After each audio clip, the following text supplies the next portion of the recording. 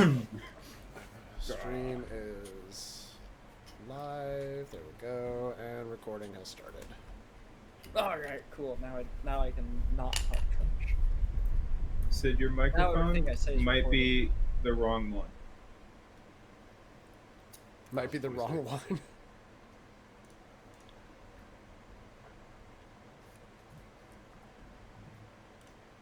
Well, now he's muted, but that's definitely not the right one then. Not if it's muted. It might be slightly low. I'm gonna increase it. Is that better? a little bit, yeah. All right, let's get started. You have some music.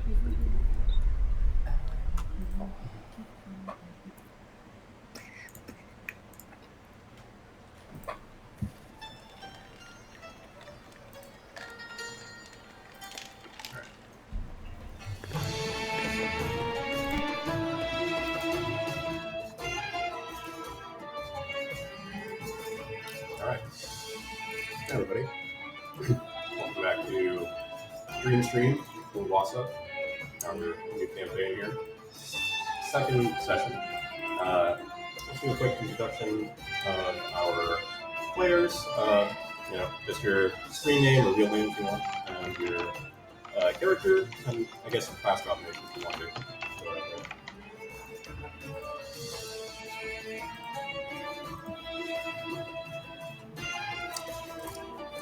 Let's start with Fuzzy. Steph. I didn't catch what you were saying. The music's a bit loud. Yeah. Yeah, and you sound a little like you're talking in a room, not into a microphone. Oh, that's probably what happened. Okay. Whatever you're touching is where the microphone is at. I can hear it being fumbled with. Okay. Yeah. Oh, that's better. It has like a knob below it that sometimes gets twisted. Okay. Oh, yeah, you just gotta untwist the knob. That's right. Just gotta untwist. Yeah, anyway. Yes, welcome back to Ulwase, everyone. Very professional stream by very professional amateurs.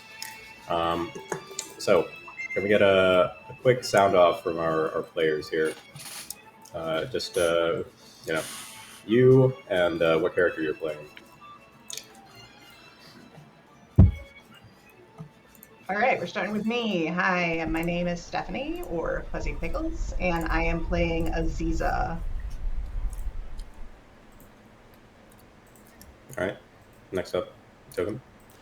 Hey everyone, I'm Token, Josh or Token Joker, and I am playing Thrumclaw, the Golin Druid of the desert. Great. And then Talon. Hello, I'm Talon, or as I was referred to like yesterday as Tallywhack, and I will be playing Zariah. Nice. Next up, Gabe. Yeah, I'm Gabe. I'm playing Novi, the tiefling cleric of knowledge. Very nice. Last but not least, I am Gecko, or Colin, and I am playing Ferris, a bardiest bard of all the bards. the bardest of all time. Yes. All right.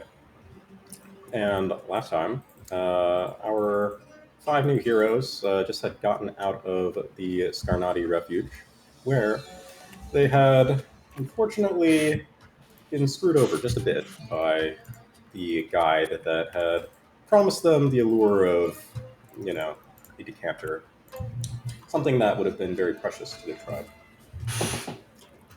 Now they trek through the desert to get to Jashish to regroup, recollect their bearings, and perhaps figure out what they wish to do next.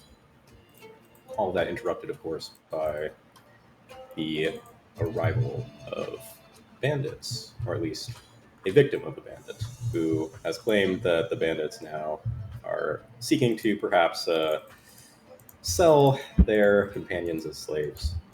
A very sordid business. your group sees this guy. He is an old man. You gather probably not much use as a slave, which is why they just let him, scurry off. But he says to you, "Those damned raiders! They took they took all of our employees over that ridge. I don't know what they intend to do with them, but probably slavery. Can't be sure." Slavers cannot be suffered to live. Yeah. Thrunclaw gets a very serious look, and those who deny the freedom from others have forsaken their own.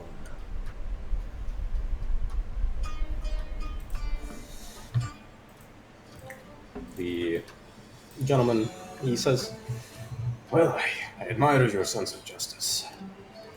By the way, if you could perhaps return our goods too, that would be good. I would sing your praises across the lands." Of course. Return your goods and your people. You wouldn't happen to have any water with those goods, would you? He says, "Yes, we had taken some supplies to get to Jasish." Perhaps you might be willing to share a bit of that water. Me and my friends, we found ourselves in a bit of a dry position, but we will get your people in your boats, and we will feast. You definitely feel the onset of dehydration catching up with you right now, but only early stages. Get water soon. Yeah. It definitely doesn't help that we were tricked into, well, not necessarily tricked into using all of our water. We did it to get it, but tricked out of the necessity of it. Yes. I feel like we probably should have checked to see if we could have got the water out of those bases. Perhaps. So, wouldn't have been much of a sacrifice. Right. I mean, fair. just hold it there for Claw a it second. back. Yeah. We'll be right back. Hold on. Yeah. You get like just a straw. A big I don't old know straw. if we're streaming. What was All that? right. So, I don't know if we're. Are you guys? I'm gonna say the stream is not popping up for me. I'm streaming. streaming. I was saying, I'm looking at Oh, Cyclones. That's fuck. my bad. Are you not streaming Cyclone? Oh my god, I'm so Oh my bad at this gosh. game. Okay. Also, just give me Alright. 1 second. I'm gonna And, be right and back. at least, to be Oh. fair, I have been recording since the beginning, so at least the Man. YouTube You know will what, have can you everything. edit that out for me, please? Thanks. Yes, I got you. I got you. Now that's gonna be a bear. Alright, great. It'll Okay. just be Cyclone. Are we? And yeah, we're back. Do like a little commercial break. Yeah. Today's sponsor, nobody. Much apologies to the streaming audience. We thought we were streaming. That's why we need dedicated fans to keep us on our toes. Sadly, we're back. We'll do the intros very briefly, just sound off in order. Actually, you know what? No one was watching that initial part of the stream, so we're not popular enough yet. We can just go. Yeah, that's the spirit. Yeah. Professionals. All right, let's go. Professional amateurs. That's what we are. Yeah. Yeah, we are. Yeah. This is only for the recorded audience, Okay. So, yeah. Basically, you have ascertained that, these caravan raiders, they have a camp somewhere nearby. The man is able to point you in a good direction, but you have, a choice of approach on how you can get there. As to how you intend to enter the situation.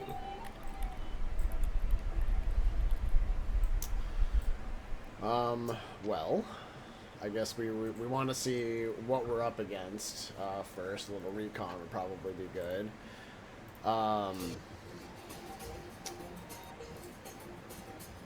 So Is there any high ground that we could maybe look down on them from? There you go. Indeed. So, you'll need to actually probably track down their encampment, and then you need to basically scout it. So, yes. Potentially there could be high ground with which you could get an advantageous position, but you'll need to search them out. I mean, at the very least, the older dude that we just talked to um, mentioned over there they took the people over the ridge, so climbing up the ridge seems like a solid start. We might at least see something, if nothing else, like tracks leading down the other side in a direction. Yeah. I'm all for this. Tracks don't last long in the desert, but if they're taking If we're people and hurrying. equipment, they probably left something behind.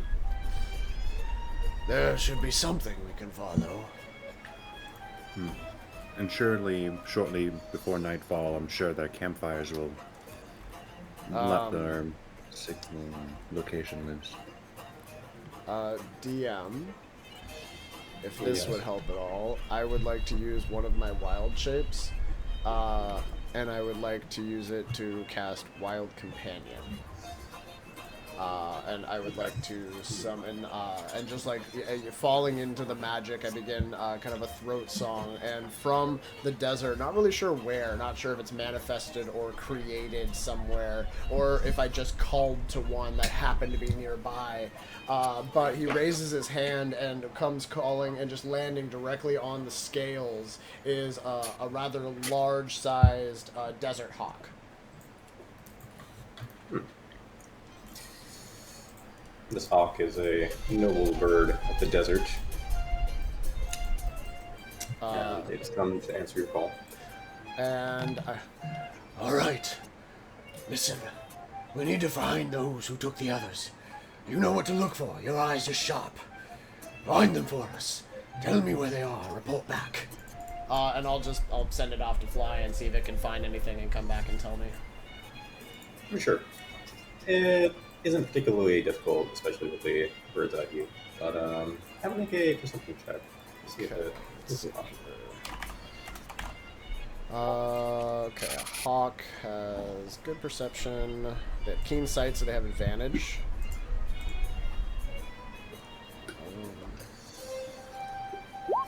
Ooh, natural 20, 24. Nice. That's a good All one. right.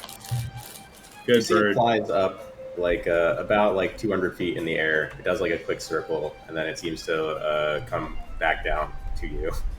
And it seems to point its nose up in like on the north, angling a little bit west. Okay, perfect. I think he found something. We need to head that direction. All right. And as you head that way, you can see that there are the signs of, footprints, discarded, bits of cloth or broken kind of timbers, as these bandits have been rather rough with their cargo. And you can also see, basically the close together footprints of what you think might be like a slave train that they've kind of formed up. You are able to approach, and as you do, you can see that there is kind of a area like kind of nested between rocks that's kind of not quite like a fissure in the ground, but like a depression, a cavity, you could say. And this is likely where the bandits have encamped. And you can see, like, off in the distance, what seems to be, movements, as well as, like, smoke that is basically like a campfire that they seem to have started up.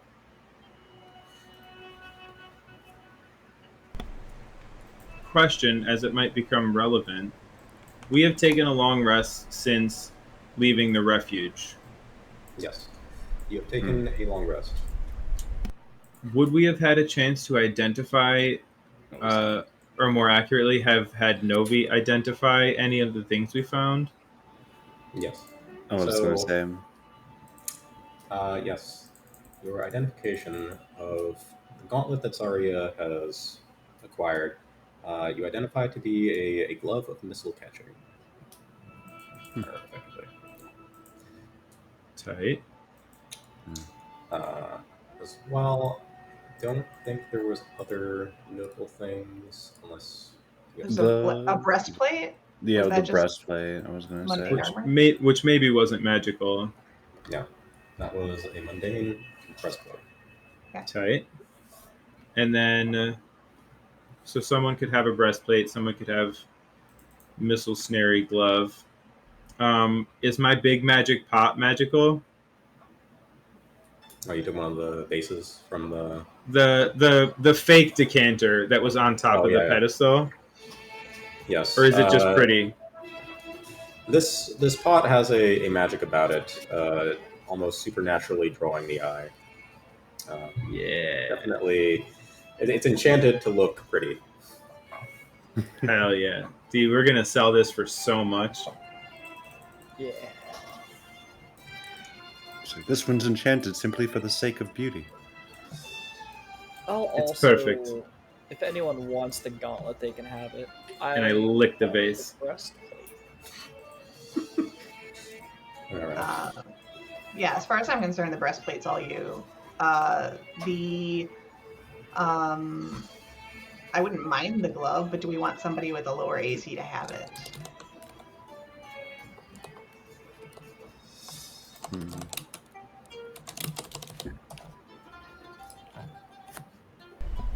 I feel like anybody could probably benefit from gloves and missile snaring. What does it even do?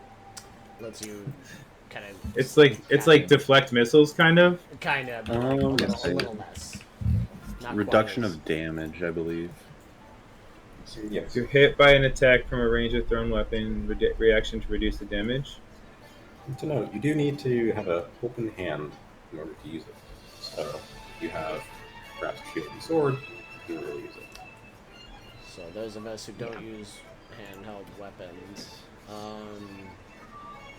I could use it for sure, but yeah, I think that would actually be. That good. might be the best bet. I think that's a good Yeah. call for a bard. I will, at least later on, I will have. I don't have any use for my reaction right now, like at all. Glove. Add lower equipment. AC, I think that's a good call.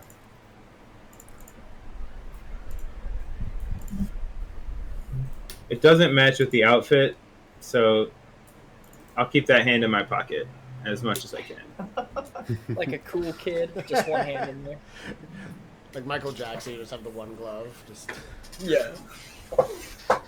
Except it's not sweet. I mean, it might be sweet. Actually, I don't remember the. I don't remember the description.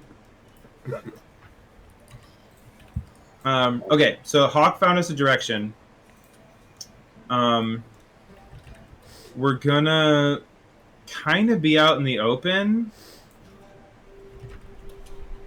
as we approach,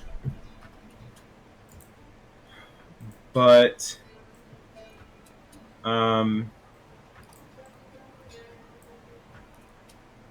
I could.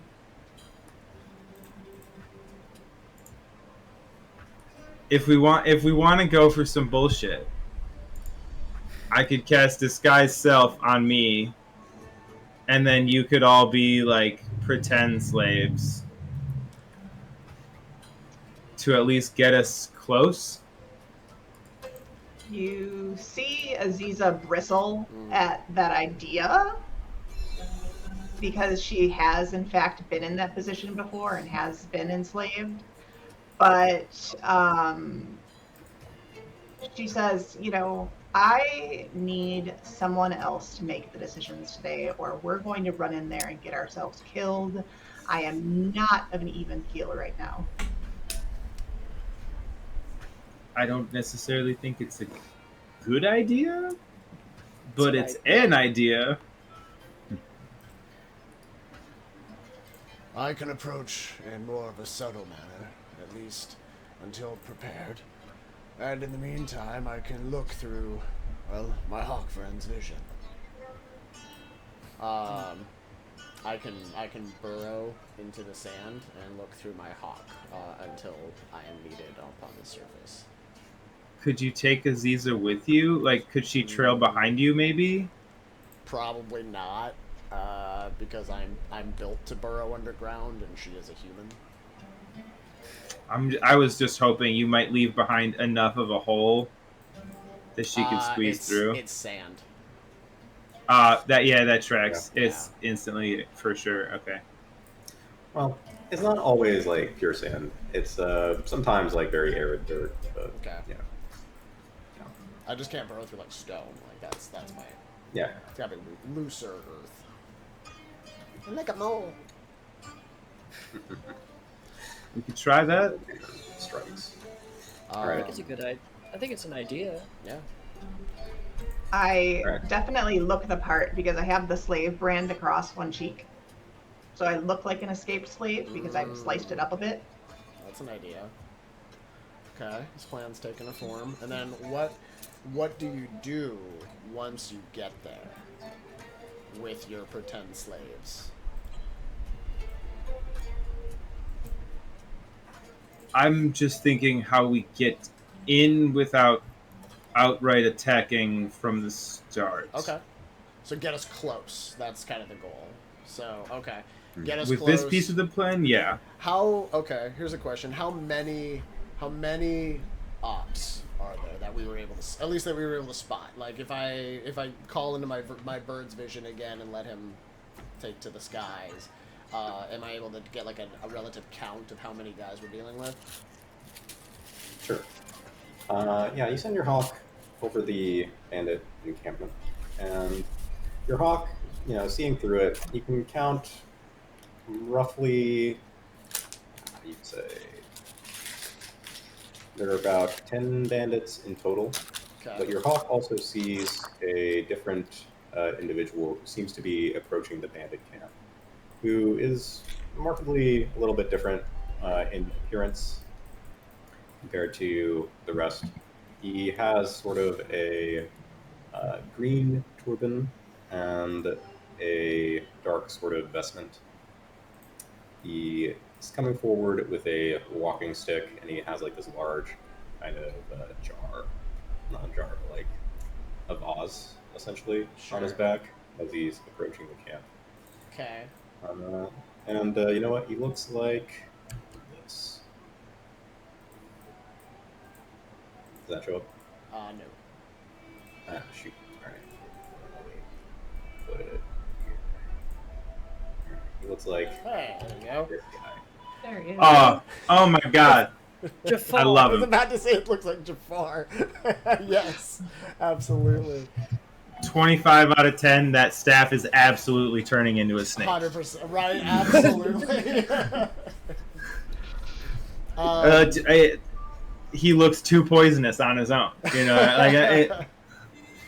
Okay, so he's approaching the camp by himself, though. Is he he's just walking through the desert towards this camp of ill repute? Yes. You see him proceeding forward. He doesn't seem to be worried at all. That's sus. Okay. That's the dude in charge, or he's the buyer. Right. A good, yeah. So I'm gonna... There's somebody else approaching the camp, but there's at least 10 of the bandits there.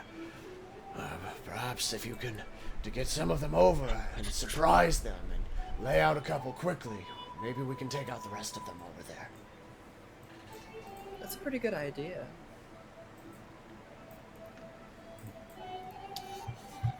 Question for the party. If Yeah. we're going to go with Ferris's plan, what are we doing about weapons?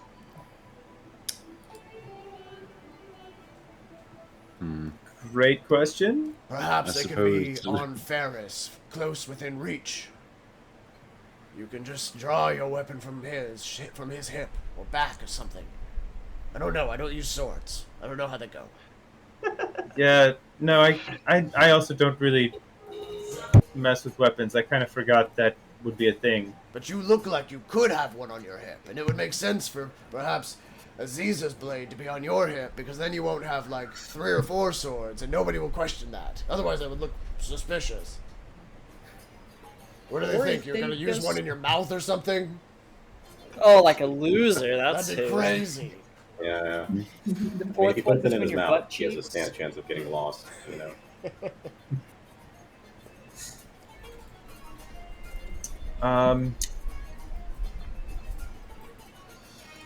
Aziza needs a weapon. Zaraya needs a weapon. Yes, please. Novi, you also occasionally use weapons, but it's not strictly necessary.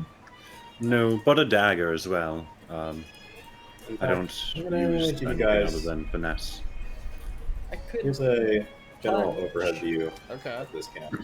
You can relay these details, basically. But Okay. they can have like several tents, sort of, where they are sorting through things right now, as well as the bandits. They seem to be currently like smoking, relaxing. Some of them are just chatting, basically regrouping for when the next raid comes along. If we could, They if we also could have- reasonably get close. Sorry. They notably do have 2 sentries who are kind of waiting on an opposite course. And they got here, got it.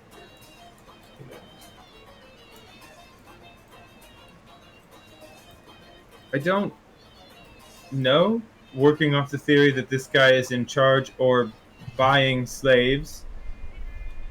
I do know some magic that causes a great deal of trouble most of the time, but I'd need to get pretty close to use it.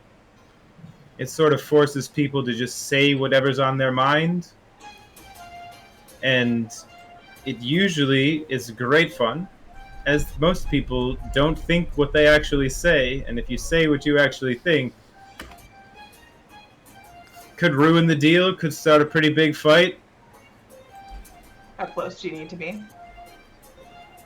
Close enough that they'd probably know I cast it, but not right up next to him.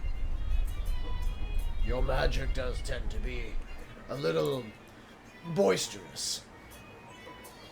Flashy. Most magic is, but yeah, mine especially for sure.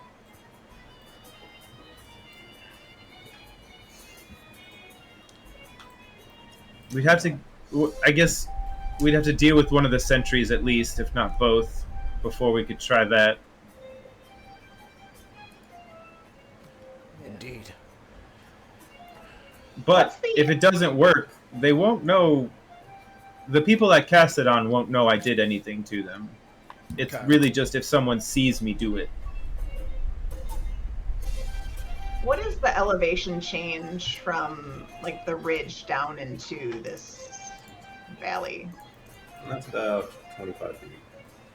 Okay. So, not a safe distance.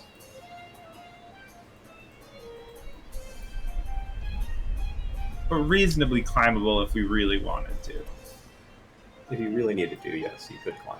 But definitely not the best way to approach it. Yeah. I mean, if we really wanted, we could sneak up there, and we could all jump off the cliff as an element of surprise. I have a way we won't get hurt. Zaraya, I really prefer not to be right up front if I don't have to. That fair. I don't really want to break my legs today. No. We'll fall like feathers. I've got a thing. It's fine. Really specific. I don't know what you're talking about. I didn't say feather fall. I said fall like feathers. I know that just seems It's like weird. I mean, I get it. Falls feathers are very gentle, but you could have said like falls like leaves or something, perhaps. Well, how often do you see leaves out here? I mean, Yeah, it's I don't been a know if I've long ever- I feel like it's a time. very poor analogy. You know, fair point. You see more and more feathers than you do leaves. Would you rather me say gently cascade from the wind like a spider on a silk? I do like spiders. I feel like that'd be a weirder one to say. It's a I feel lot like more you meant wordy. like as food. We could cascade like fondue onto an angel food cake. What? Just as disgusting. I don't know. Gecko is horrified by the thought of this. We've got two culinary people that are just. None of that works. No, it doesn't at all. I mean, I could see it working. I just need something else. Like, what's the thing that ties the two things together?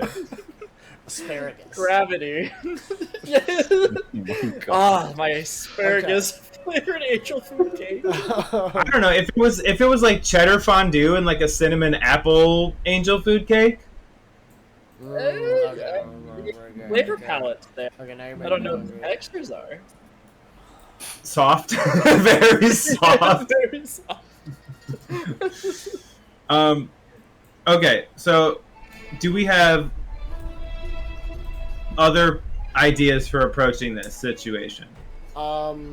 There perhaps we can lure off the guards, the sentries one by one in different directions and lure them out. Just like ambush them real quick before they have a chance to call out. And that'll at least take just 2 people right off the board. The proverbial board, not the. All right. Sure. So, in the process of luring them, are you? Do you have anything special for that, or just going to try to? I think we combine these ideas. I think we approach as fake slaves, because that's what's gonna. Then the guard isn't going to immediately sound the alarm that someone's here. It's a small group. They probably know each other, but maybe not super well. I can't imagine all these guys are like best friends for life. Yeah. Perhaps one of the more isolated ones could be picked off, and then you could take his place. What if my hawk swoops down, grabs something off of one of them, like off of their belts or something, something shiny that a bird might want, and flies away with it, and he's forced to chase after it, and then you jump him. I kind of like it. That's what. It's also low risk if it doesn't work. If it doesn't work, it doesn't immediately mean he's going to sound the alarm of intruders that a bird tried to steal his locket or whatever. Alright, well, I mean, that'll get us 1, and then if it's successful, do we want to try to do it again with the other sentry, since they're far enough away from each other? And then, at least then the sentries are gone, and then we can get closer. As like a full party, and then would that be able to? If we can get rid of the sentries, can you get close enough to cast your spell? Or Probably, if we get rid yeah. of 1 sentry, or can you get close enough to cast your spell? Probably, yeah. Okay. Yeah. Let's try I'll for say that. the sentries, while they are like keeping an eye out, there is plenty of cover in the environment. So Yeah. you could just approach with a stealth check if that was what you wanted to do. I mean, or that. But yes. Still. I am very light on my feet. Tell you what, let's do this. I'm gonna have the hawk fly down and try to grab something off of him, and we don't even have to ambush him. He'll probably just chase after it, and even if he shoots the hawk, it's a fey thing, and it'll just disappear. Then I can just summon it again. So, it's a spirit, and then that'll at least get him away, and then you can approach from a side and hopefully have maybe either a better shot at your stealth check. Yeah, All right. let's run it. Cool. Yeah, let's try that. I think we try to pull one of the guards away with the hawk, and then we try to jump that guy off the you wanna rip. jump him? Sure, let's do it. At the very least, it'll give me someone to impersonate. Yeah. If we want to do that too. All right, I like it. Let's try to do that. Let's try to get one away. Classic infiltration technique. We'll just grab one guard real quick and take his place. Just. All right. Snap. I like it. All right. So your hawk will swoop in, right? Yep. Okay. Now, does it want to take something or just claw him or something? No, I don't think it wants to attack him because I don't I don't want him to think he's being attacked. I want him to think the hawk saw something that it wants on him and it was just trying to get it because it's hungry or it saw something shiny. You know, birds be like that. All right. In that case, have it make a sleight of hand roll for a hawk. Okay. It tries to nab something of his. It's not proficient, but it'll be... I bet a crow would be proficient. It probably would be. But it is pretty dexy, so... Ooh, it only rolled a 9. All right. So, your hawk is able to swoop down, and it's like trying to like grab at something on this bandit's belt, but you can see like the bandit's kind of like swishing his cloak and being like, "Ugh, bird, get away from me!" And he's just like you see him like try to punch it, basically. He's gonna make an unarmed attack. That's fair. Let's see. That'll just he miss. Gets a. Well, he would have proficiency with this. So Oh, would he? Yeah. Oh, okay. He knows how to swing his fists. All right, then that'll hit. That'll knock the bird down.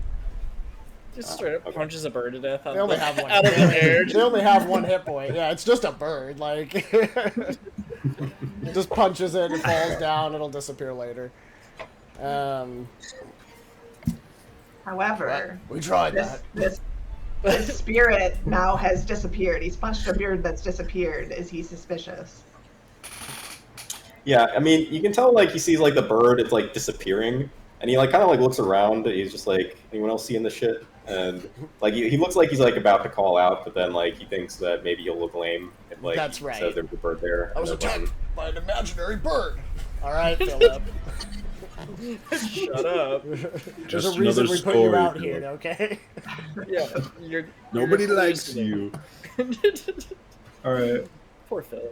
Well, the bird didn't work. I think we try and sneak up on this guy as best we can. All right. Right. Are there who among us is not stealthy at all? I am terribly clanky. I would say I'm very clanky, but I do have decent dex. So I'm clumsy. I can be I'm trash. pretty dexterous when I need to be. What I have planned, if we want to try to just take him out the old-fashioned way, perhaps I can burrow down beneath him and upset his footing enough for you to jump out. I love that. It's an actual thing I have.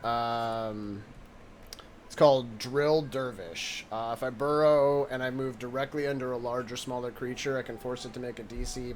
It's only a DC 11 strength saving throw, but if it fails it, he's knocked prone. But even if he makes it, maybe it's enough to throw him off to give you, like, the jump. He'll be like, oh, earthquake! Or Oh. we could send Zarya in to flirt with him. Ooh, just Yeah. some random desert woman off. I really doubt just walking up and going, "Hey there, sailor," would work in this climate. Probably not, but we'll backpack that idea for later because Put a pin in it, and Don't you Because hate how Sanders potentially. gets everywhere? oh my! I bet you're the kind of guy who wants to kill the women and the children. Oh my god, I just saw you kill that hawk. That was so courageous. That was so brave. Where did now? Where did the hawk go? Or are you crazy? And then I disappear. You're also crazy. We're all crazy. There was no hawk, just gaslight him. Good job, Philip. You punched the air. Okay. So that's the All plan. Try to, use a noise or something to lure him off. Maybe like an animal noise or something. And then, we'll make the hawk noise. Okay. Sure. Like, I got that bird. He has. I mean, he's gonna have to finish his business. Now, of course, he's gonna go after it. I'm gonna. Can I pull out my trumpet and instead of playing the trumpet normally, try and like squawk through the trumpet? So it sounds like a horrifying, like far off bird noise. Okay. Very well. But before you do that, you will need to make a stealth check to make sure your position isn't found out. Yes. Respectable, reasonable. And I'm gonna Yeah, burrow down underneath, and I can use an action to extend my tremor sense to 20 feet. So I'm gonna do that so I can like know where he's walking. All right, sounds good. Alright. All right, let's stealth it up. Stealthing it Oh up. wow. Incredible. Good. I just like trip and face plant. Okay. Eh, You know, Aziza, that's respectable. that could have been worse. That could have been Zarya. Yeah, it could have been mine. Stormclaw just, oh, you guys are so loud. Yeah. And I'm like, I'm gonna hide behind this rock. Face plant. Yeah, they don't see any of it. These guys are not paying attention very well. I got a 3 and a 2 for perception rolls. Hell yeah, excellent. You gotta love it when the DM Barely is real make bad. it. Like these guys are just talking to each other at this point. Just They're just from opposite sides of the camp. They're just yelling back and forth. They're just like trying to just both of them so unliked by the rest of the bandits, trying to make friends with each other from 130 feet away. It's like that. It's like that movie with oh god, the ravine or whatever about the two snipers on either side that just came out like this last year. Did anybody ever see that? God, what was it called? Mm-hmm. Yeah, that's that. Can't heard of it. It makes me think of the "What's your name?" Ezekiel. Fuck you, Ezekiel. Oh, that's exactly where my head went. Guess what I did last night? Don't you dare say my mother. We got sneak fired. up on these guys, and I wanna The one guy. the one guy, and I wanna try and make the bird noise to get him to walk away from the encampment a little bit. All right. The guy on the left, right? Yes. Roll a performance check. Ooh, you should be good at these. I am. It's not dancing, so I don't have advantage, but I'll take an 18. Oh, love to see. All right. This bandit, he almost ducks his head a little bit, and he looks around as soon as he hears that noise. You see him mouthing something, and, it looks to the spot where the bird disappeared. It's just oh fuck. He's looking around, and you see him walking perhaps a little bit away from the camp, searching perhaps for the source of the noise. But you see that he has drawn his scimitar. Yeah, a reasonable. He doesn't want to punch a second hawk. He wants to chop it. Yeah. That's how they do things. All right. And he seems to be approaching one of the rocks where your group is currently grouped up. And he is now about to come around the corner. What do you guys do? I am going to hold a command.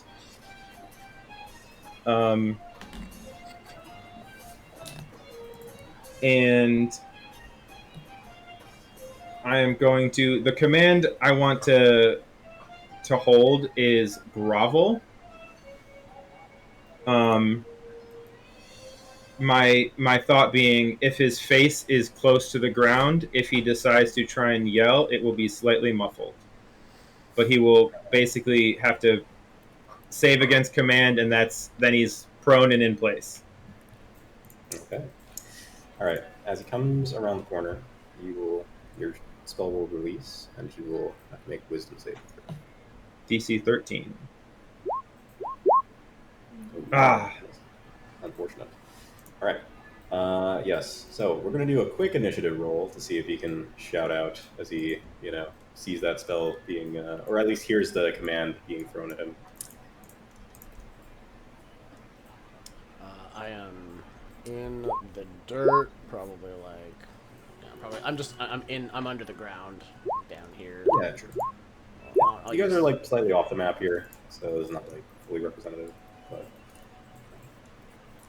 I think we need the initiative tracker to pop up though. I can still have it. There we go. Oh, bandito. I like that I'm slightly bigger still. All right, he is basically last in the order of Novi. So I'm pretty sure you guys are just gonna completely demolish him Uh, so, but I'll see who gets taken down. All right, Paris. You will. My spell having failed, I'm gonna do like almost like a really lithe like parkour jump over this rock, and then I'm gonna try and just like one hand on the rock, 1 foot to the throat. Okay. Very nice. So quick karate move. All right, that's gonna hit. 4 damage. And then I will bonus action inspire Novi just so he has it. Right. And I will other leg is coming down in like a crescent kick across his head for another 4. All right, yeah. 2 blows that definitely send him sprawling. You can see blood oozing out of his head. He looks around wildly about to shout.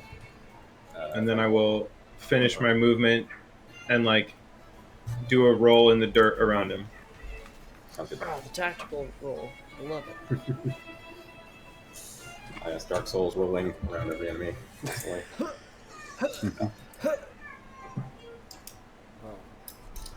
All right, Brumclaw, you're up. All right. I will go, and then I gotta release that beast. Jess is like, send the cats out. I'll feed them. I'm like, all right, hold on. I got one of them out. Okay, so cool. This is not an action or anything. So I'm going to do what I said. I'm going to burrow underneath him, like directly underneath him, forcing him to make a DC 11 strength saving throw. All right. Strength saving throw. Yeah, it's only Okay. DC 11, so he'll probably make it, but Yeah, this time Oh. he Oh, falls hey. to the ground. nice, Yep. yeah. Just little earthquake, and then I erupt out of the dirt on the opposite side of him. And then I'm going to use my primal savagery on him. So my my sharpened claws covered in sand just begin to drip with acidic power, and I'm going to roll double 10s to try to hit him, and apparently roll very badly. I'm a Yeah. little too upset with the fact that he's what he is, and I'm in my feelings, and apparently I missed with my attack. But doesn't mean that other people don't have advantage on attacking him while he's at least prone. So I will take that as a win. That'll be my turn. Sounds good. All right. Zarya. Okay. We are going to run on over as I am massive in my token size and taking up all the spaces. At advantage, scimitar him. Nice. All right. 25 is going to hit for the critical hit. And yeah, you absolutely blade him. He is dead. Ha-cha-cha-cha. All right. And this bandit, having died, perhaps still, though, in view of the other one, I'll roll one more perception check for him to see if he caught any of that kerfuffle going down. Okay. And you can see, like, that bandit, like, it was, like, a little bit out of view behind, like, a rock. But that bandit, he seems to kind of be, like, looking in that direction. And he, like, calls out to bandit number 1 here. He says, Vaso! Vaso, what are you doing? Get back to your post. I'm going to cast Disguise Self as my tattoos like raise off my skin and begin to reshape themselves, and then like sort of like wrap myself in a silk cocoon, and then they sink back down, and I look completely different and exactly like this guy. That's so dope. And I'm going to like walk back over to where this dude sort of was. Yeah. And I'm going to like not yell. I'm just gonna like put my hand up and sort of mime like I'm pulling up my pants, like I step behind the rock to take a whiz. Okay. All right. While he's doing that, I would like to take the body, and I would like to burrow with the body and bury it under the sand. Very nice. All right. Yeah. All right. This will hinge mainly on Ferris's deception here. So, Ferris, roll me a deception check. This will be a low DC since you have his appearance. The circumstances All right. are crazy. I only have a +4. Let's do it. Yeah. There we go. Wow. All right. Critical hit, huh? All right. So, that guard, he sees you coming back, and he says, "Oh, yeah, figures." And, he says, "Actually, I'm going to, and then he goes off to do his own business. Hell yeah. Do we want to scurry over there and catch him with his pants down? We have about 60 seconds, and yes. Okay. If we, All right. well, shit. If we went like this, we'd have to go around this rock. But we could probably make it stealthily in 60 seconds over to where he is. Assuming nothing goes wrong. If we roll con checks, we can push ourselves past our human limitations. Get there faster. Unfortunately, I am very human. Now, if you guys are going after this one, then I'll need another stealth check from the four of you who are pursuing him. As he can still notice you potentially as you're trying to creep up. I would like to be burrowing. All right. Yeah. There it Oh is. no. Oh no. Alright, that's a rough stealth for me. Yeah. I want to use my heroic inspiration to re-roll it. Yeah. Oh yeah, we have those. Oh We yeah. do. Why Oh my not? gosh. I gave it to Novi and Thrumclaw. I'm a human. So because of that, I may also come clinging along.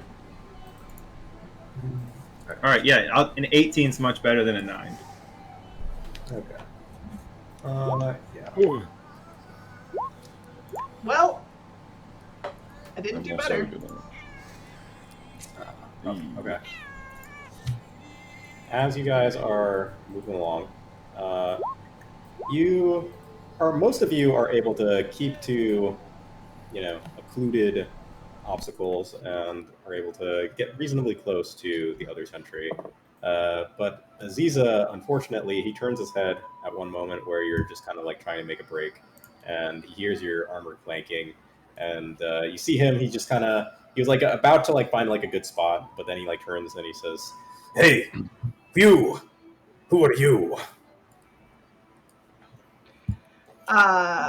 Aziza looks him dead in the eye and says, I am Aziza Amutakim, and I think you have my brother. And she'll rush him. He says, "Oh shit!" He sees like the slave brand. He says, "Ah." Roll initiative. Maybe somewhere over here. Roll it. That was some cold ass shit, Aziza. Oh, That was awesome. Also, I made sure that I blew up the dice roll panel, so it should be visible now for anybody who's watching. Yeah, I saw that. Ah, very nice. Yes. I know there were some complaints last time. Oh, we should be over here. Okay. In the All right. in the ground. All right. Let's hope you guys can get this guy before he gets to speak.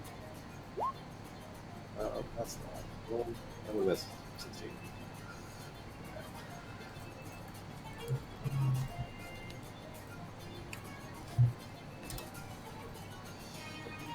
Okay. This time, this bandit seems to be a little bit quicker on his feet. How do you? Stormclaw and Aziza will be the ones who will be able to act first. Where's the option for tiebreaker on initiative again? Oh, actually, no. You guys both roll the. He's only got a +1 to his dex. So Yeah. Same. All right. All right. We'll roll off, and then you start it. All right, roll off. What do we? Which one do we want to roll? So you roll d20. All right. You can go first. Oh, thank you. Polite. All right. Next up. Okay. Stormclaw, you're the start. All right. I am to start. All right, cool. So Thrumclaw.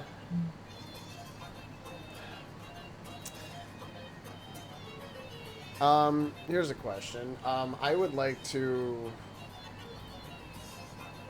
if I can do this, because I feel like maybe, well, do I want to do it with this? Tell you what, you tell me if I can do this. What I'd like to do is pop like my head up and use mold earth to scoop away the ground beneath him. Okay. Just remove a 5-foot jump of it and basically like put that up on the ground like next to him or whatever. But I want to do it in a way that has him maybe fall down so he's kind of like trapped. Maybe not trapped. It's only 5 feet. Like you can get out of that, but it would take him either some time to get out. But it basically puts him in a disadvantageous position for my allies. Okay. I'll say that this would basically be like you grappling him. He gets sort of stuck in the ground. Okay, sure. Yeah. Okay. In which case, you'll have to make a strength or dexterity save. Yep. We'll choose dexterity. Because I'm using my magic to do it, would it be against my spell save DC? I thought you were using your claws to dig him. No, he's No, using mold I earth. said I popped up, but I'm Oh, he's using using mold mold earth. Yeah. Oh, No, yeah, okay. no. I'm not using my claws to dig the hole from him. I'm using mold earth to try to snatch that earth out from underneath him. Interesting. Okay. So in that case, it wouldn't actually like he wouldn't be like wedged in a pit. He would just be like depressed down into the ground. Exactly. So, yeah, exactly. Okay. I just, So yeah, you'd be basically like 5 foot deep into the ground. He'd have to use extra movement to climb up and out, but 5 feet is like pretty low. and I'm kind of hoping maybe because it's a 5-foot fall, maybe kind benevolent DM, maybe he has to do a dex save to see if he lands prone.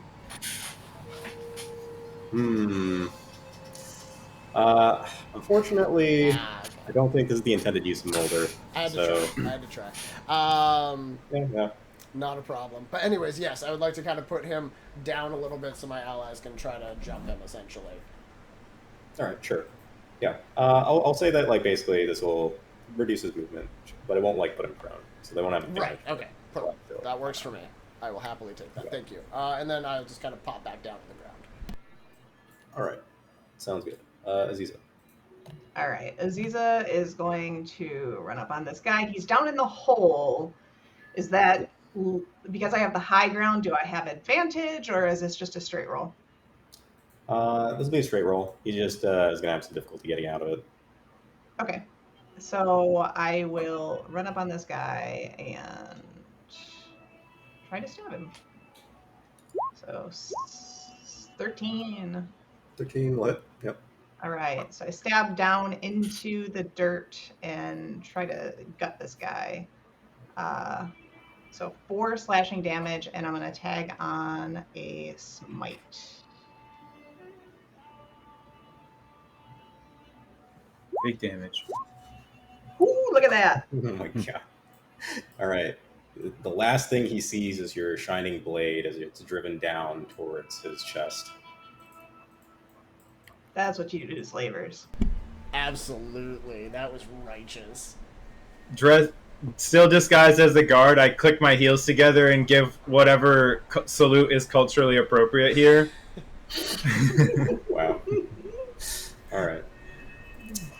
So yes, you dispatch the sentries, which certainly will make things easier. For flavor, I'm imagining it's like one of these. I'll do it again. Let's see. Have you minimized? Like one of those. Like not like a American salute, like some wacky like hand on the forehead or something. Sure.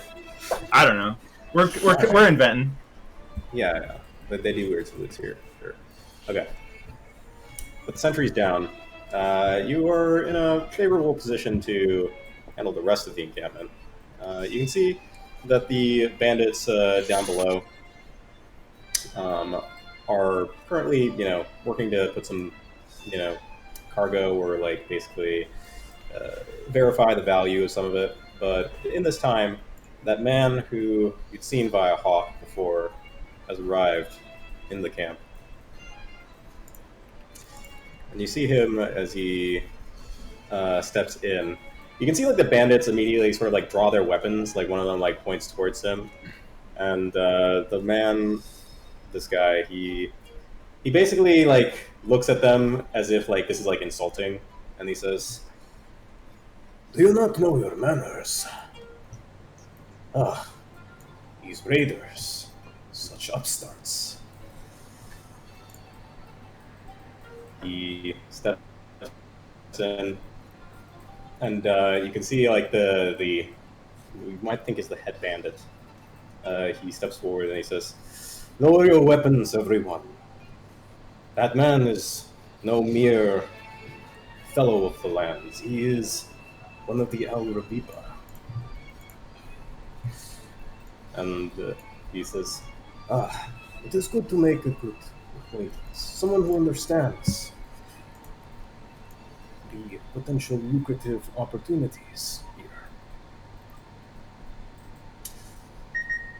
But you know that I wouldn't come all this way unless there was something of particular interest."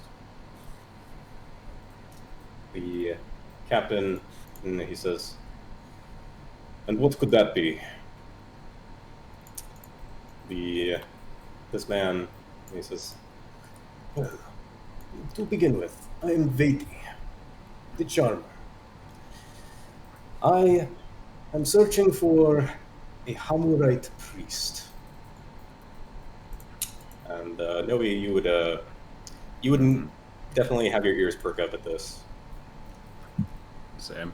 The party could definitely notice Novi kind of tense up. He was like looking somewhat self-assured and like if careful before. Now he looks a little bit panicked.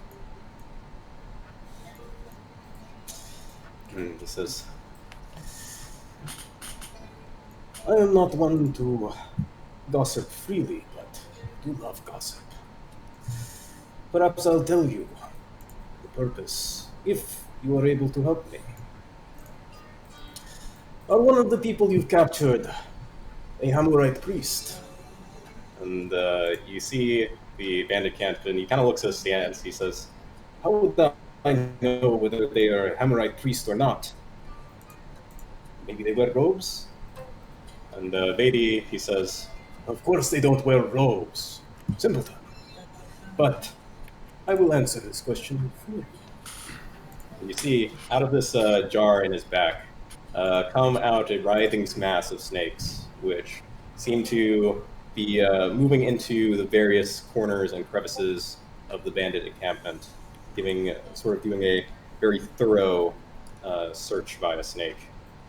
At this moment, I am prone on the cliff, and I'm going to cast Loosen Lips on this point right there, which will force Captain, the Charmer, and this one bandit to make a DC 13 Charisma save. Okay. It just has somatic components. All right. Okay. Do have to check one thing. All right. Captain. It's charisma, right? Yeah. Okay, captain's fine. His lips are sealed. Alright, the bandit. Not so much. And then my friend Snake Charmer. I'm gonna give him a +2 because I can't go to stat block.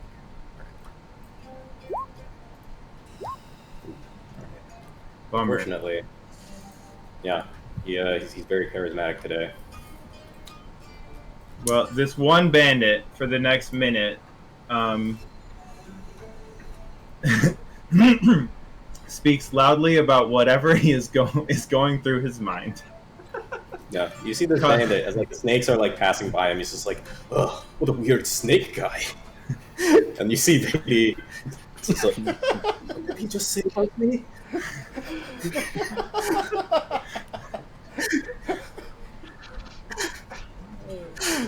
Yeah, he's like, yeah, baby. He seems like you should teach your man some respect. I am one of the El Rapiba. Our cartel does work across the southern half of Ulwase. The man has no bearing and understanding of what he must, how he must defer himself. In fact, you prostrate now. Points to that guy, and just like, he's just like, who the fuck is this guy? He like mumbles under his mouth. It's just like, what is with his mouth? You need to punish him. He points to him.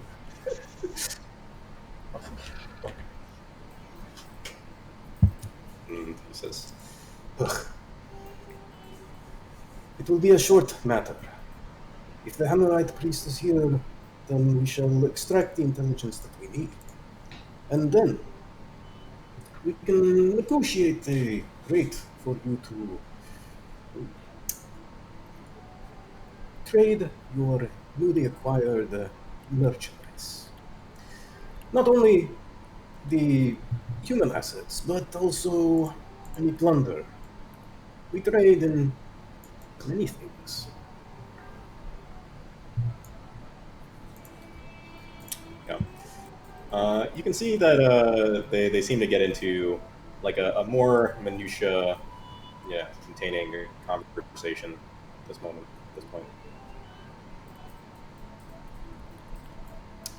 And so, yeah. Okay. Turn it back over to you guys. I'm gonna like stay prone, but like pop up a little bit and gesture to everyone behind me to like push south with me, because I still think the best way to get into this encampment is going to be through this like ravine ramp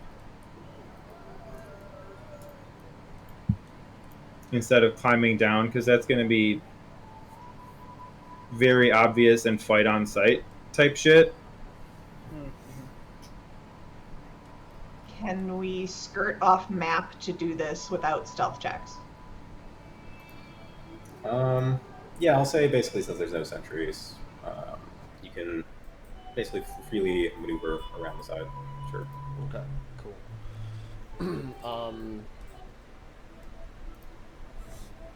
Yeah, I would like to get to a point where perhaps I can basically go around and get down from here and get onto the main floor, and then try to get down underneath over there and wait for things to basically pop off, and then I can hop up and provide support from kind of like the flank, essentially. All right. Sure. So yeah, you can place yourselves at the bottom of the map. You won't be like in sight yet, but if that's the angle you want to take, then yeah. As we're coming back around, I'll say to the folks, I'm already in disguise. Do we want to try the slaves thing? We could say I caught these rats sneaking around. Yeah, I mean, I think that's how we're gonna get close, and then I can just stay underground until needed. Less people is less suspicious. Aziza hands you her sword belt. Yeah. I will leave you the belt and just tuck the sword into one of my sashes. That way it maybe looks a little more like I took it, like in a hurry. I do have some rope we could fake tie ourselves up with. What do you suggest we do with my shield? Should we leave it strapped to my back? What do we do Probably, with that? yeah. It might mess with the illusion if I was carrying too much stuff. Right. Right. A sword and a sash might not look perfect through the magic, but as long as no one's paying super close attention, we might get away with it. True. And besides, it's not like we intend on sticking around for long conversations. So Kind of we here just on need to. Specifically a little bit of a murder situation. That's right. Yes, and we should be quick about it. I have my reasons to want to be quick about it, but we should be. Homerians are dear to me. Alright, well, let's be quick about it.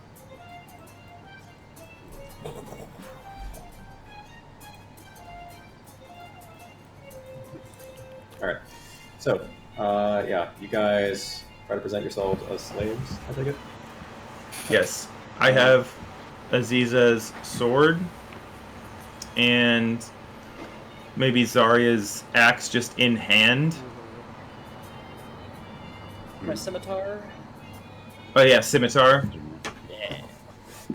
Say, Novi will try to conceal a dagger. The dude we saw had a scimitar, and I can't clone his weapons. Just what he looks like and his clothing. Sure. Yeah. And I'll sort of hold one end of the rope in one hand, the scimitar in the other, and sort of slow walk in down the ramp. Not really trying to like make a show of myself, but I have no reason to hide right now, so.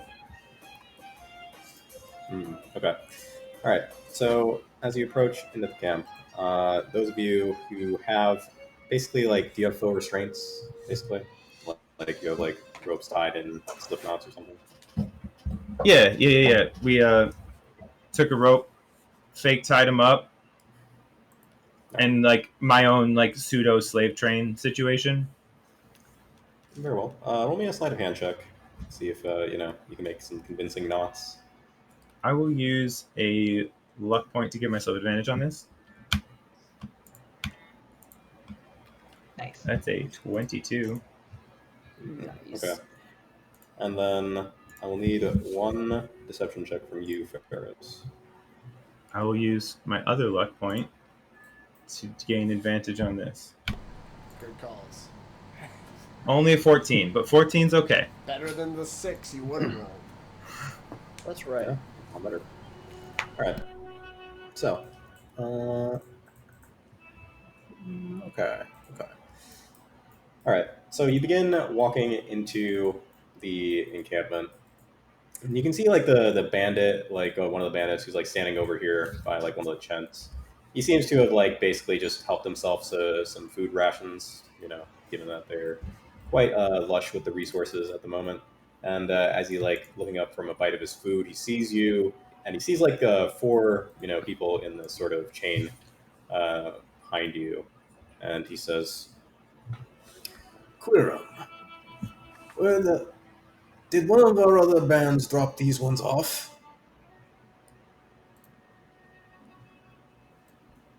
No, you'd be surprised that They came here with no water. This idiot girl says we have her brother, apparently, and when you haven't had water in a couple days, it's even someone like me, right? Right? Even I could take them. Hmm. He looks at you and he's just like, Yes, they do look dehydrated, don't they? How foolish to think the desert provides. Well, it does for us. he takes another bite of his mutton. And I think our goal is to like get as close to the big guy as possible, right? Makes sense. So that's where I would be trying to go. I'd be like trying to, I mean, in the character of Quorum, I would be trying to like deliver the slaves to the boss. All right. So I'm gonna get to probably about here before I sort of present my captives. Yeah. He definitely steps forward to get a look at the captives. And Yeah. Let's see. I have a name for him. Ah, yes. Quorum, he looks at the group that you brought in, and he says,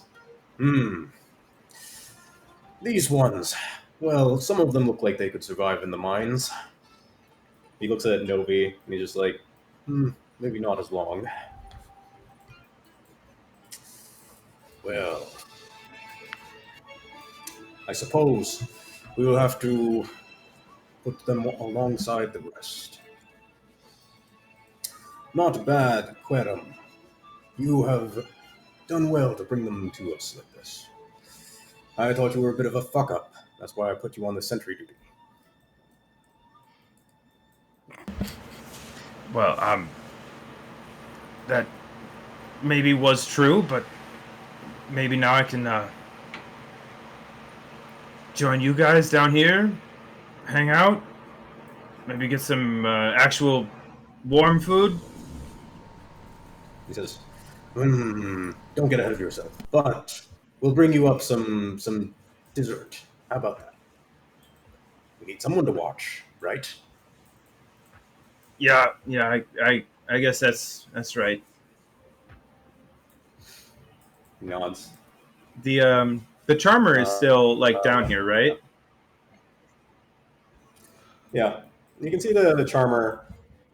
He seems to be just like he's just kind of like wandering around the camp. You can see at various points he seems to like hum something, a very kind of almost hypnotic humming melody. And as he steps around, he says, My pretties, what have you found? Anything interesting? and you see him squat down. You see like some of the snakes gathering to him.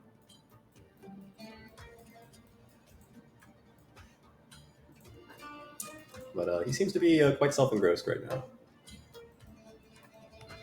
Novi is going to be watching his every step. He doesn't really seem to pay attention to anything else.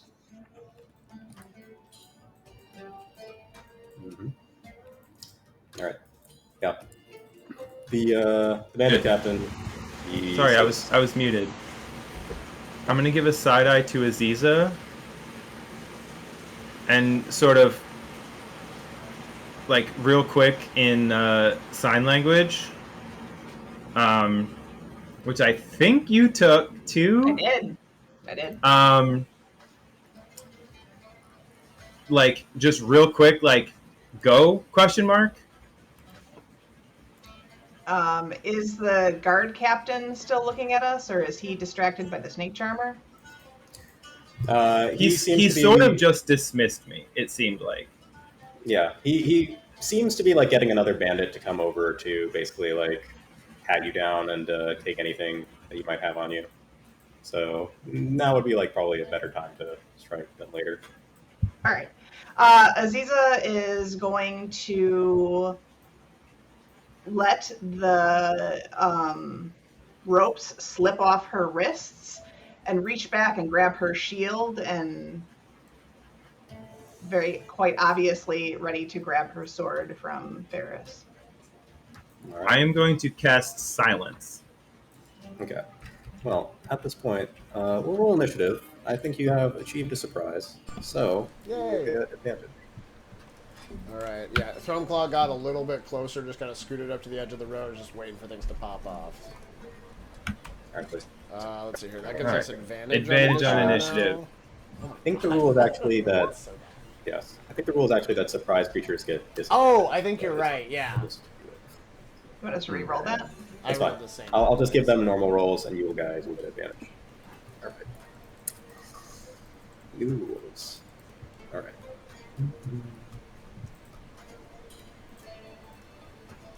Oh. God. Oh, son of a bitch.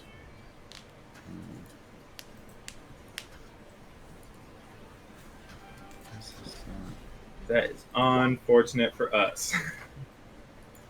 That's better. There we go. These guys.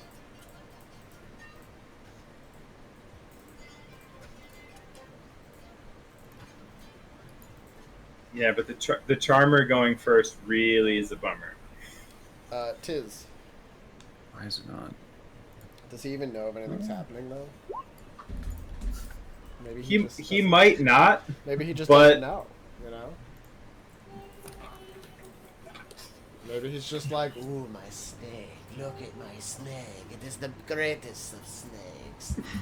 You know, that's just like his life. He is a weird snake dude. That's canon. That's what I'm saying. Yeah, right? exactly. You know, he was called out for this earlier. It's okay. Nobody can say that you're not beautiful. Not when I kill them. All right.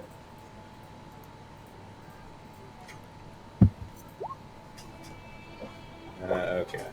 Well, that is predictably bad. All right. Predictably bad.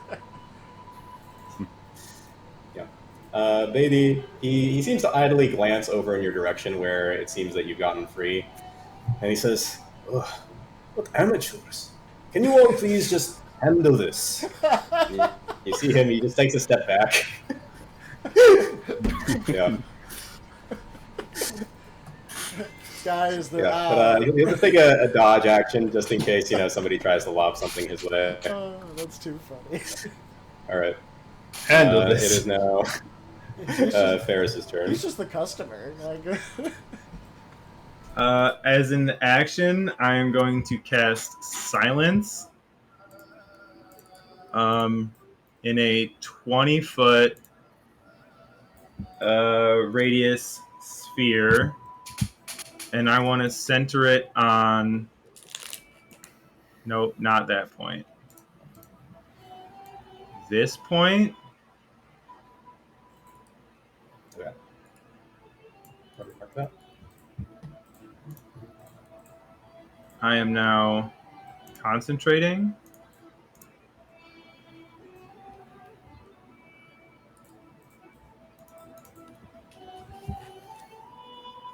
And we can turn that off. My thoughts, just hearing the charmer humming is like deeply unnerving to me. So it's like we're shutting that down right now. Reasonable. I'm gonna step forward and Oh, go throw to that sword. solid point. I'm going to stay where I am then, because I forgot I had your shit. And as a bonus action, I will do nothing. That's my turn. All right. Zarya. All right, like Obi-Wan Kenobi and R2-D2, I move over here and grab my scimitar. All right. That's just an interaction for you. You can, take a swing with it if you like. Thank you, Ferris. And I move over here. Bonus action, I will rage. I'm gonna get real mad about it.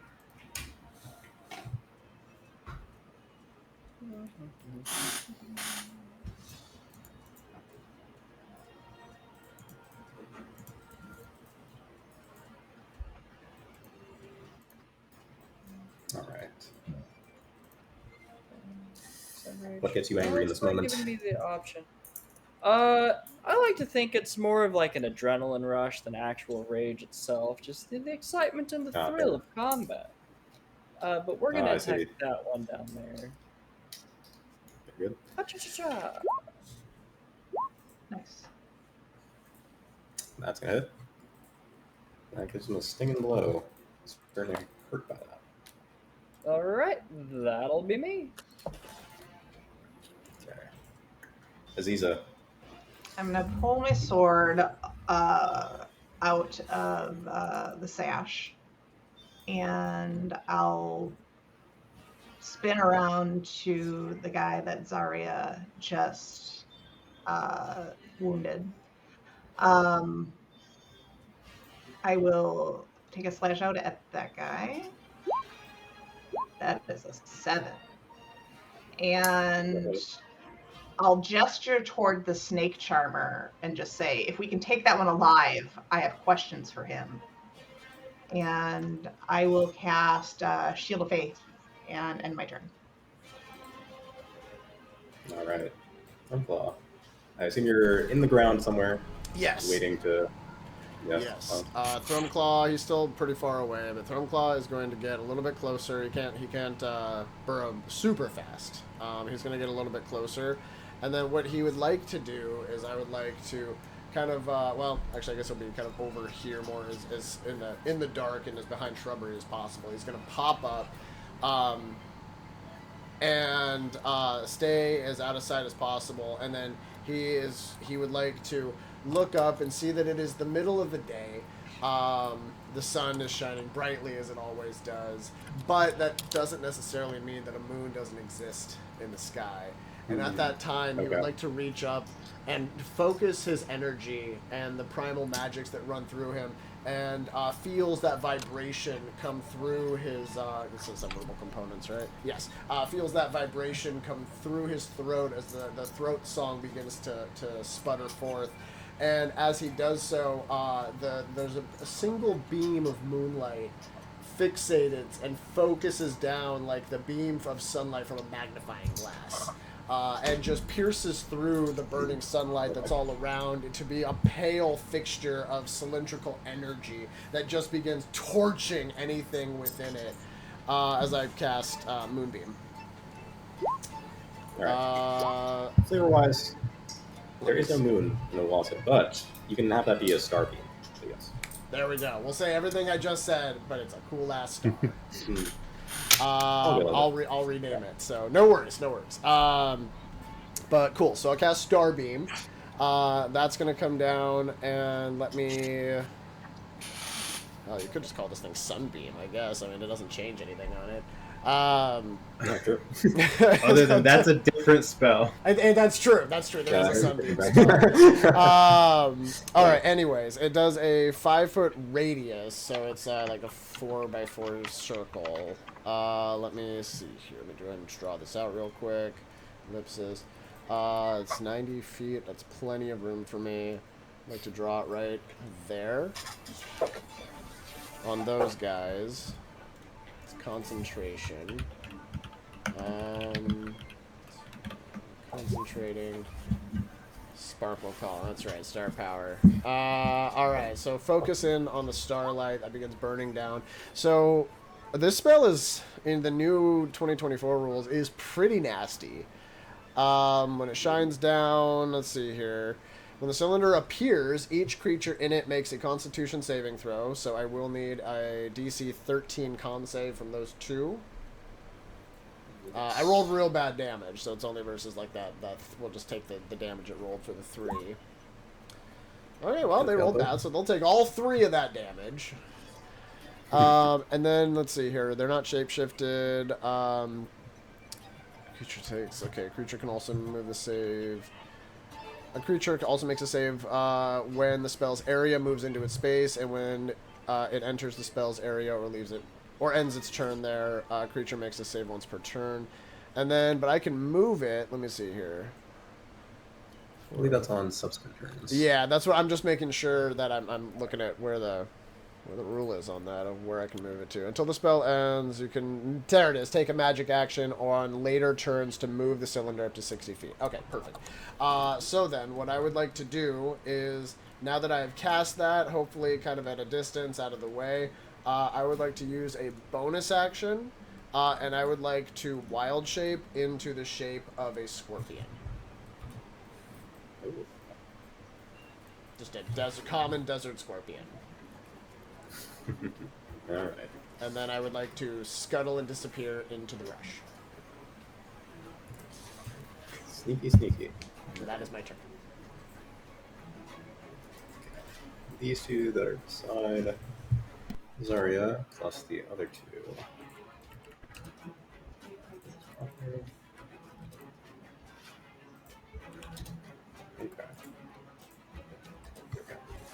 So, these two are going to step up and try to, deal with Zarya and Aziza. Though, they'll learn how much they are pretty soon. Against Zarya, I have 14, which I'll miss. And then against Aziza, That'll get me. critical hit for 12 slashing damage.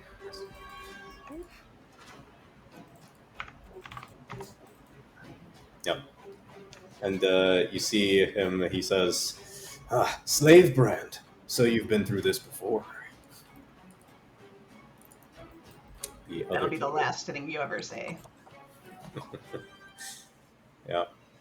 These guys are gonna run on up over here. I can't quite get there. You can get there. Alright, one will attack Ferris. You have the scimitar. Ooh, miss. Miss. And one will attack Aziza. Or sorry, not Aziza. Zarya. It's a miss. Okay.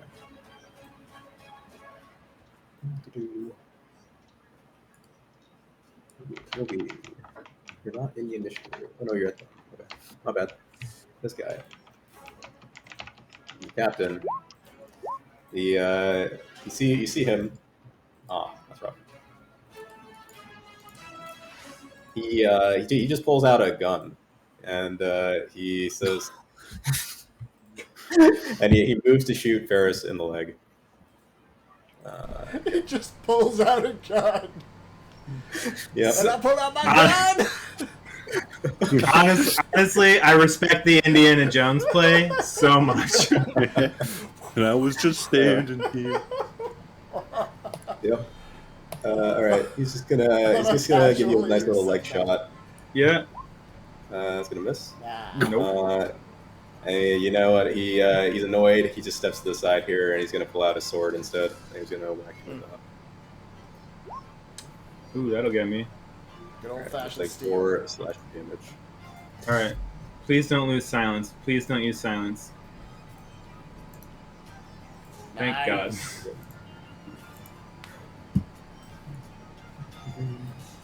All right. These bandits slightly confused that they're in a silent zone. But they're gonna... I really wanted him to hit with the gun because then I could have caught the bullet. It would have been so sick. Yeah. No.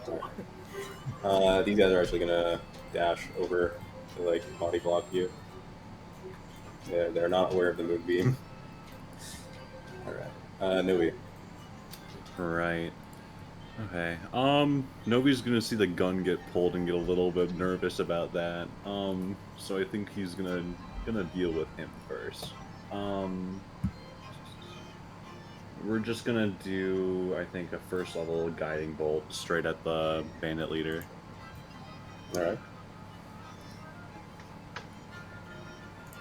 You have a bardic inspiration if you want to use it. This is a good idea. Just a d6, right? Yes. Yep. Might make a Really, difference. Yes! Yeah, that made it hit. Oh! Okay. Oh! There Love we you. Thank you, go. bards, ladies and gentlemen. Thank you. Truly. And we're gonna see how much damage. 11.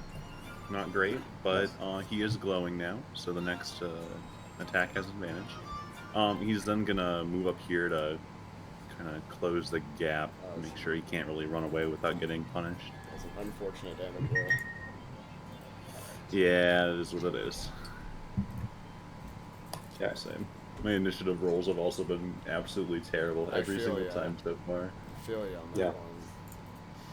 As you hit the bandit leader with a guiding bolt, you see him like kind of coil back, smoking a little bit, but then he looks at you and he says, "Wait a second. Are you some kind of priest? Hammerite priest?" He looks to you, and like between you and the snake charmer. The snake charmer cannot hear this. Novi's gonna clench his teeth and not answer. My dreams! They're bloody! Everything! The world is giving it to me! Hey, dude! Why isn't he listening? There's like a little mouse pendant dangling from the armor, very obviously a sign of humor. Like, no, he's just Novi's gonna sit there with clenched teeth and not really answer. Dagger drawn, waiting to stab the hell out of this guy. Yeah, sure. All right, this guy. He's gonna step in behind you, try to give you a little shank since you're being very feisty. All right, 16 limits. AC 18. Nice. All right. This guy. Okay, he's actually gonna walk through the silence field since it doesn't seem to be damaging. So we'll just walk over there and then stab at Novi. What? I know. Silence. Doesn't deal damage. You could have guessed. This guy, he's got to go through a little bit of difficult terrain. He can still get there. He'll also make some shot attack against you. It's gonna miss. Alright, last guy. Yeah, basically, he wouldn't have seen. So he would have basically like heard that there was some kind of rumble down there. You did that pretty quickly. You didn't roll stealth. So he's gonna basically like walk in this direction and kind of like look for something. But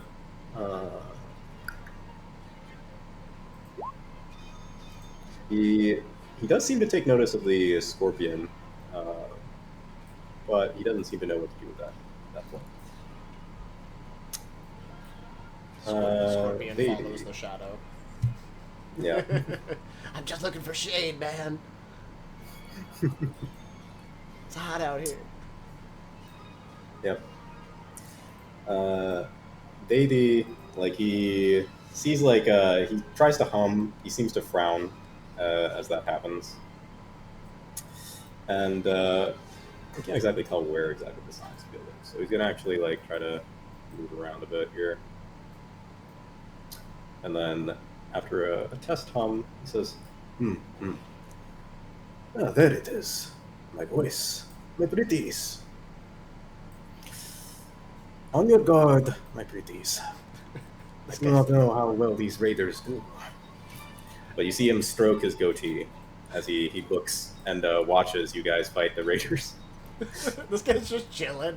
He's like, oh, this is fun. Yeah. I know he's a bad guy, but like, I kind of like him. He's Arabica. Yeah. No. I said I like All him, right. not the wrong song. Ferris. I am going to, against the captain, I'm going to, at first level, cast Dissonant Whispers. As I, if I may, freely drop the disguise self. It's not concentration, but I imagine I could just end it if I wanted to. Or does it just last for an hour? Disguise self just lasts for an hour. I think you can just end it as an action. Pretty sure. Until I use my action to dismiss it. Okay, well I would not do that then. I will still disguised, I guess, then pull out my oud out of seemingly nowhere. And I'm going to pluck a couple of notes that nobody hears but the bandit captain as I cast Dissonant Whispers on him. Run away! And the captain. Yes, listen safe. Yep. Oh my god. We still take Oh, awesome. 5 psychic damage. And I will throw a Bardic Inspiration to Zarya. And I'm going to try to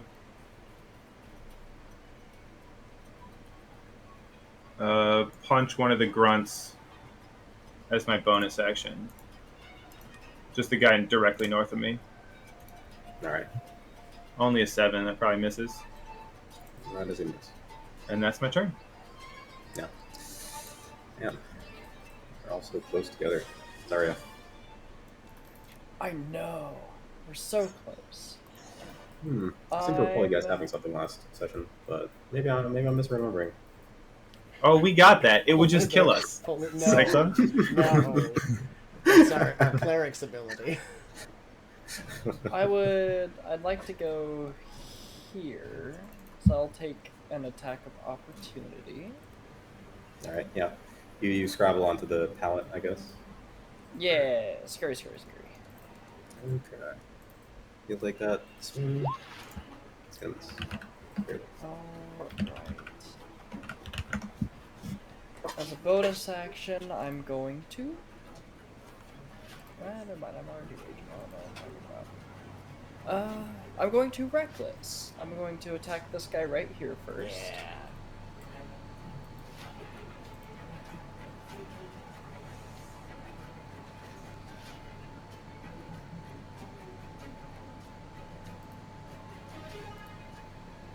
Alright.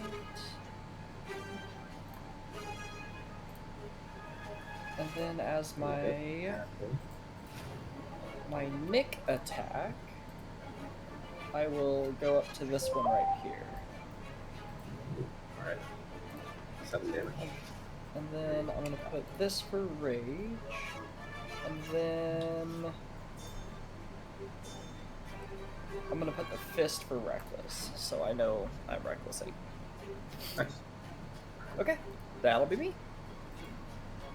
Next up is Aziza. All right. I'm going to try to make good on my word to kill this guy. Ah, yes. That's basically a paladin oath at this point. Yep. 23 to hit for 10 slashing damage. Isn't quite enough to kill him in one shot, but it's quite grievously wounded. And I think it prudent with how much we're dealing with to re-up Shield of Faith.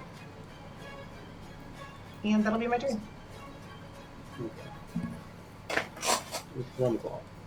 Drumclaw, little scorpion, is scared that this massive thing is coming at him. So just like any scorpion would do, he's going to run away until he gets into a little crack in the stone over here. Reasonable. Okay. And I would like to then take a magic action to move this up to 60 feet. I've got Alright. 5, 10, let's see here, 10, we'll do 15, 20, 25, 30, 35, 40, 45, 50, 55, 60. So I think I can hit all of them on the top there, and just not these 2 bottom guys. Very nice. Alright. I need con saves. Do you want me to roll damage for each of them, or just 1 big damage? One big hit. Wait till you're done. Should be, what is that, 6 bandits and then a leader or whatever. Alright. It's gonna be for, goddamn, terrible damage. 8 points of radiant damage to all of them.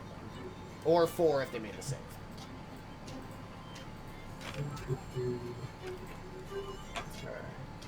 used. Hell yeah, new moonbeam. It's really good. And that's it. That's my turn. I'm just a scorpion trying to live, you know? Just hanging out. Oh, I need to rechange it to Starbeam, don't I? Yeah, let me do that now. I'm thinking about it. I'm good, thank you. I'm good. There we go. That's been updated. Okay. Just a beam Alright, of concentrated starlight. Yes. These two are dead. There's only one guy left out of the going through. Now, Zarya, your aura, when does that do damage?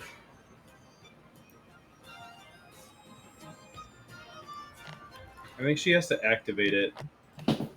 Like she has to decide, I'm gonna Okay. blast him. Alright.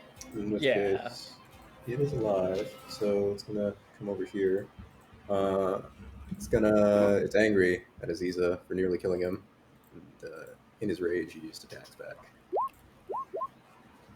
And Oh my god. Wow. 2 critical hits. This guy, he's got strong slaver energy, you know? Really He's, does, yeah. How dare you escape? Yep. He deserves to die. That's two crits. You know, we Alright. kill slavers in this world. That's what we do. Alright, the rest of them are dead. The Capitano. Alright. He is gonna slash around with his centaur. Yeah, alright. He's gonna attack Novi, seeing that you're basically the prize. Hmm. It's gonna be a 19. Okay, that will actually hit. Okay. I'll be 8 slashing. Oh gosh. Yeah.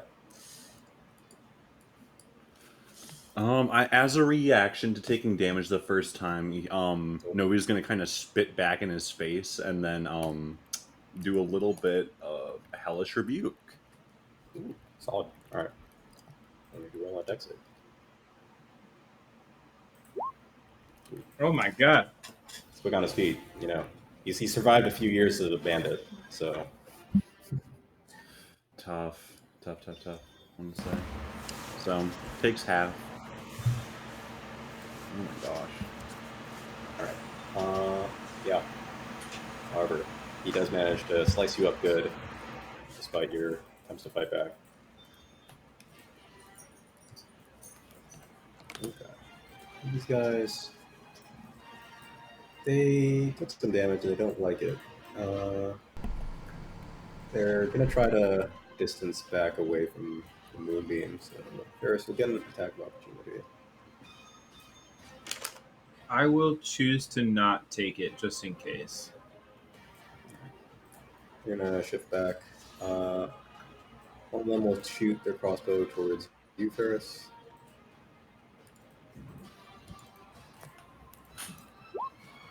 That will miss. And the other one, I guess he'll take a shot here before he moves there. So let's fire his crossbow towards Ferris. Novi, it is your turn. Novi is kind of staggering a little bit. You actually know how to cut between the scales. And then he's gonna cast second level Cure Wounds on himself. Alright. That's a big deal.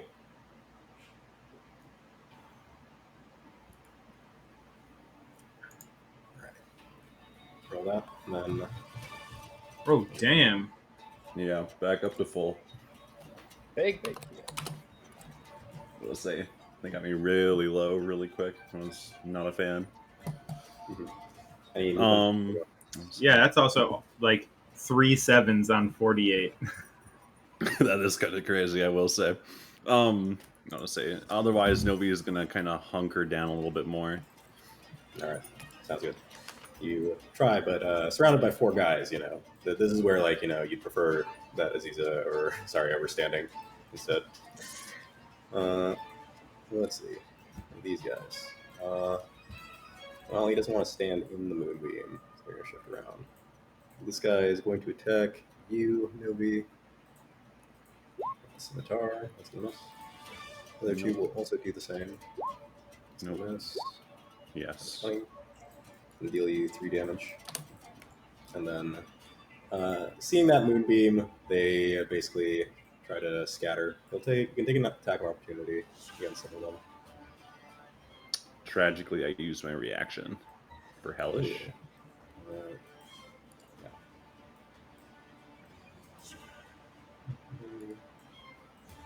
Alright. They begin spacing out as they see this strange column of light affecting them. It's an appropriate reaction. Yeah. Alright. Vedi, he takes a stroll around. And you can see, like, actually, that as he's stepping around, he puts his hand up to his ear, and he seems to be listening to something inside the tent. And then he seems to nod. Yeah. However, he'll dodge one more time. Yeah. Right, Ferris. All right, this dude gotta go. I'm gonna come up here and mechanically we're not doing flanking, I think, but flavor-wise, we're absolutely flanking this dude. Seeing Novi like spit back in the face of this guy after getting clocked like that, I think there's a real surge of like, it's like, that's my hometown boy type energy, and I'm gonna sort of like tap the captain on the shoulder and try and get him just like turn around, and then there's a fist in his face. That's probably gonna miss. Yeah. But I will bonus action inspire Novi. Guiding bolt would have gone away on Novi's turn, right? I don't think anyone used it on this guy. It's just until the next. Actually, yeah, no, it'll still be there. Yeah, It's just the Oh, next okay. attack, Well, so. let's roll again. Maybe it'll be better. Yeah. It's not better. No. Oh. But bonus action, go for the uppercut. Try and get under his chin strap. That'll probably hit. That's gonna do. All right. Yeah, so he's looking on the hurt side of things. And that's my turn. All right. Zarya. All right, we're gonna run up over here. We're gonna get our scimitar. We're gonna reckless this dude. Oh, my little toggle for reckless didn't work. That is I'll crit fish it. I do not. And then, with a little swifty swift, we're gonna nick him. Oh. But we do not nick him. Actually, sorry. He does have this reaction, which I should have used. So, yes, as you come in for that strike with the scimitar, which would have barely hit, he manages to parry it with his blade at the last second. What a dick. Yeah. Yeah, what a dick. Yeah, that is everything. Yeah. Aziza. This guy who is the crit master really needs to go. Right? For Yeah, real. Truly. Just stabbing you in the Uh, back. Actual arch enemy. Gonna. I assume it's one misses. Aziza, No, I think go for you have Yeah. I was gonna There say we you go. have a bardic. I don't think you've used too. I didn't realize I did. I should have baited Thank you your for the bardic reminder. inspiration. I'll save it. I'll save it for the minute. All right. Do you And think then it? I will. Who wants to die next? This, as much as I hate the idea of some of these guys potentially getting away, I think this captain is the most important target. So we'll step up on the captain and give him yet another target to hit, and we'll end our turn. All right. Thrumclaw. Alright, so Thrumclaw, happy little scorpion, staying in his little hole. He's gonna move this thing. Big beaming starlight is just gonna chase him. We got 5, 10, 15, 20, 25, 30, 35, 40, 45, 50, 55, 60. Let's do it. Alright. All right. That is nasty. That spell. It's so good now. Oh my It's God. so The good. rework, I would say, the rework is crazy. I don't really play Druid, so this is like the first time I've actually gotten to play with it. Hmm. Okay, cool. 2 of them make it versus... Hey, I'm getting a little more damage each time. 11 or 5, depending on the roll. Ooh, nice. Got one.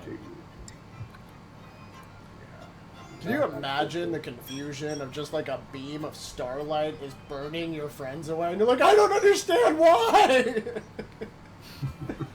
What is Light, this? it hurts. what in the hell? What is this? The God's magnifying glass. That's it. That's my turn. I just keep just stay hidden in the rocks as best I can and play the sun beam. Start beam. Because the captain, he's surrounded by the 4 of you.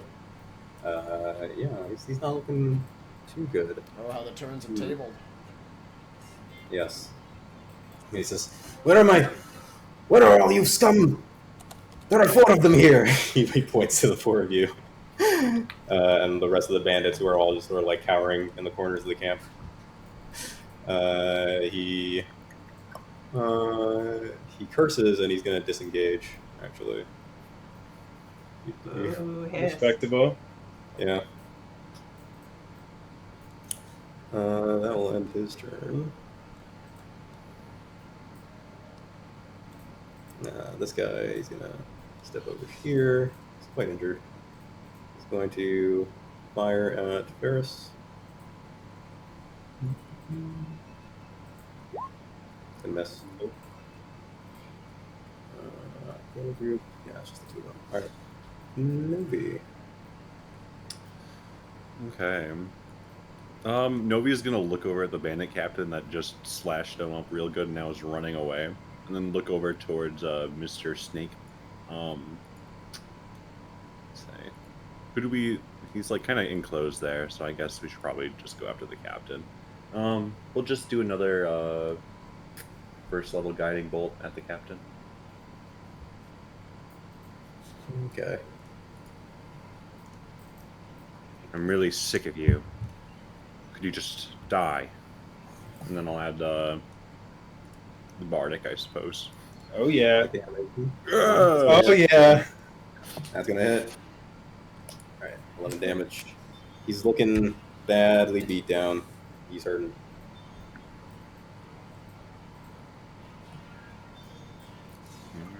Alright. Otherwise, Novi is gonna, I suppose... He's gonna start moving up towards Mr. Snake Man.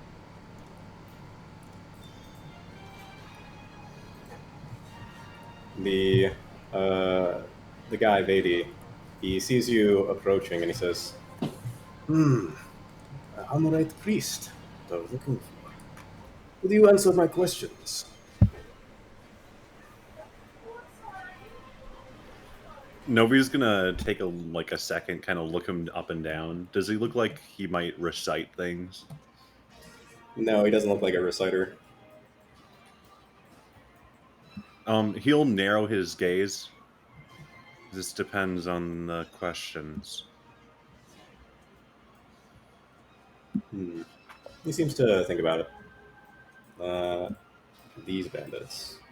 This guy, he's he's still got half his health, so he's gonna try to make a heroic stand here. He's gonna come in there. He's gonna attack Zarya. Disadvantage because of recklessness. And he will get a critical hit. And 3 criticals from these bandits today. All right. Which will deal 11 reduced to 5 for you.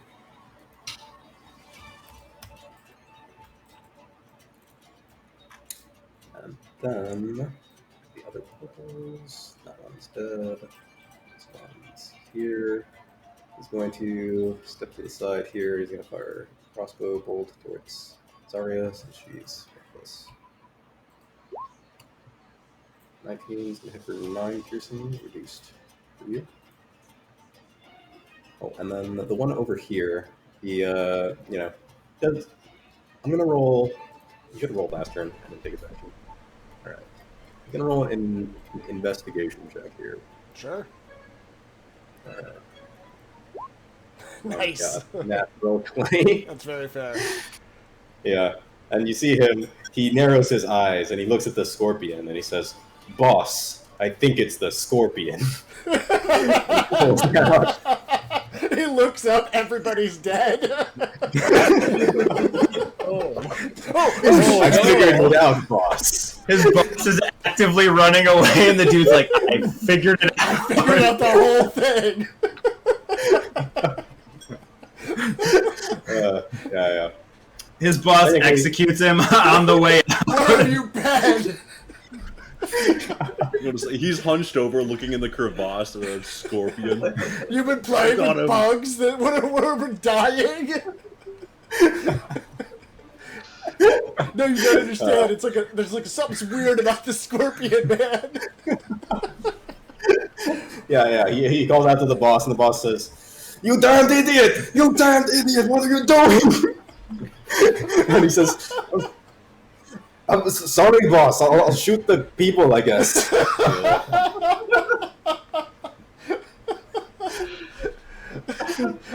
Mission successful. I kept him distracted. Yeah.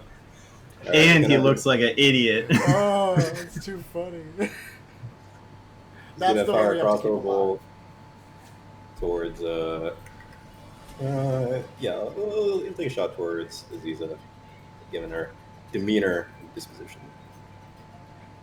Alright. Oh man, dude. If it was another crit, I was gonna ban you. Oh Oh my man, for God. real. Hacking, yeah. Hacker Straight up confirmed. Hack Yeah. this character specifically. Yeah. Baby says, "Judging by your friend there, I imagine she wants to liberate these slaves. Well, that can be possible, but you may take your vengeance out on those poor suppliers. But I already have the hostages." He kind of flexes his hand within my power. You understand? You hear a hissing noise from inside the tent. Novi will kind of shift his weight back and forth. Yep. This can wait until the others are dead. Of course. We are negotiators, after all. And I have no intention of driving a slave caravan myself. You can have them. After. Novi will give a court nod and then kind of turn back towards the battle. Yep. Alright. Ferris.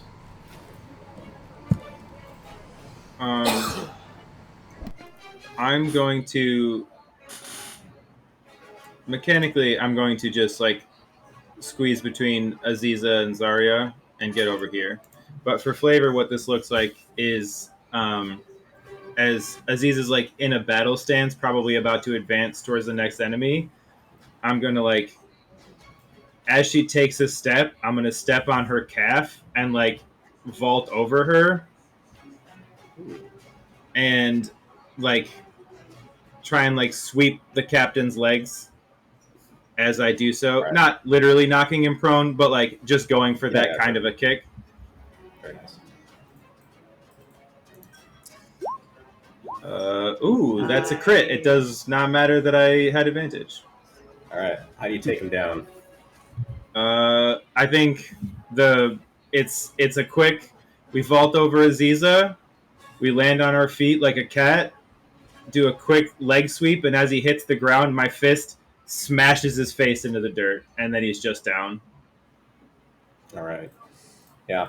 His face completely broken in, caved by the devastation of your blow. Yeah. With that, the bandits are going to attempt to surrender, as it seems quite lopsided for them at this point. But yeah, it's up to you what you like to do. Aziza absolutely looks like she's in it for blood, and she will murder every last one of them if you don't stop her. Yeah, let's let her work out her issues. All right. Yeah. They see the fury that Aziza is in, and a few of them realize that perhaps this is not something to be negotiated with.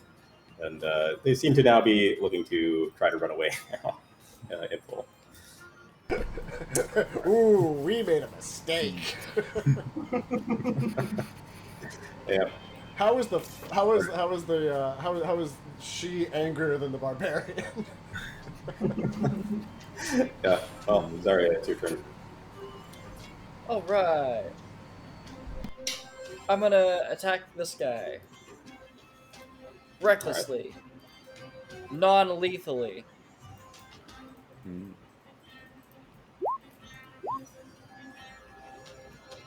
That's gonna hit, and he is down. Sweet. Okay. There, you can kill that one. I'm saving all the kills for you to work through your issues.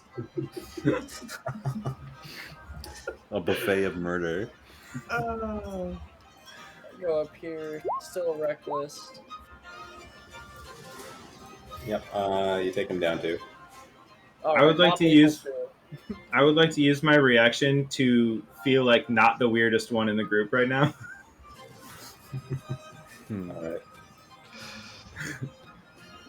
Ferris feels like he has friends. He's normal for 5 seconds. All right. Aziza. Okay. Aziza would like to, for flavor, walk toward this guy that is unconscious and step on his neck, Mm-hmm. and Crushing his then neck. walk over to this guy who's trying to run away, and with a flourish, stab him in the back. All right. Yeah, that's gonna hit him. Definitely feels the sting, though. As he's running, he manages to pull away before he can thrust fully through. That'll be me. All right. Thrumpclaw. You've been found out. The jig is up. Yeah, but then he got in trouble. Thrumclaw is gonna come out, and then he's gonna. You know what? No. Thrumclaw is going to he'll transform back into his normal self. He'll drop wild shape. That'd be And- Oh, you could almost do it. I know. I already measured.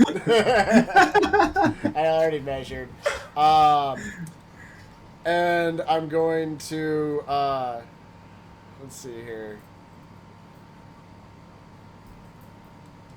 As I become Thrumclaw again, he's gonna look at the guard and be like, "Well, at least you die knowing you were right." And then he is going to pop up here behind him, and he'll hit him with his primal savagery with the claws. Very nice. Oh God. I'm going to use my heroic inspiration. Was it heroic? Yeah, it's heroic inspiration that we got, right? Mm-hmm. I'm going to use For that my musician feat. to try to re-roll that attack. That's better. 24 instead of a 9. It's a lot better. Okay. 4, 9, and then let's see here. I think it's a bonus action for me to end anything, so I don't think I think it's spent. So that'll be my turn. Yeah. Can you make me normal size, please? Yes. Appreciate it. There you Thank go. you. He's dead. This one. My yellow group is Novi. It is your turn. Right. This one's gonna hear the bells chime. Alright. Let's see. I'm assuming he's missing health.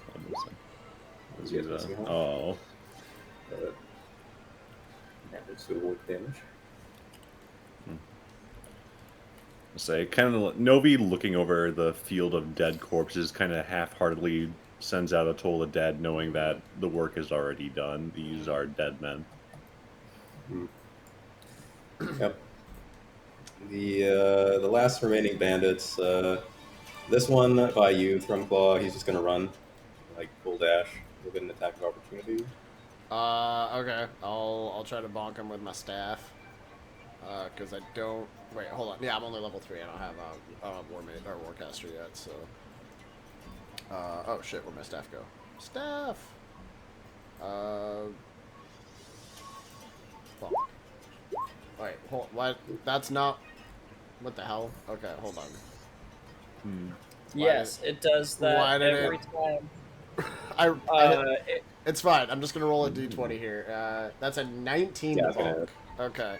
Yep. That'll be one-handed, so it'll be. Oh my god, I did it again. It's a d6 plus 1. It'll be for 5 points of bludgeoning damage. I had that issue with Dianostra. They're vanquished.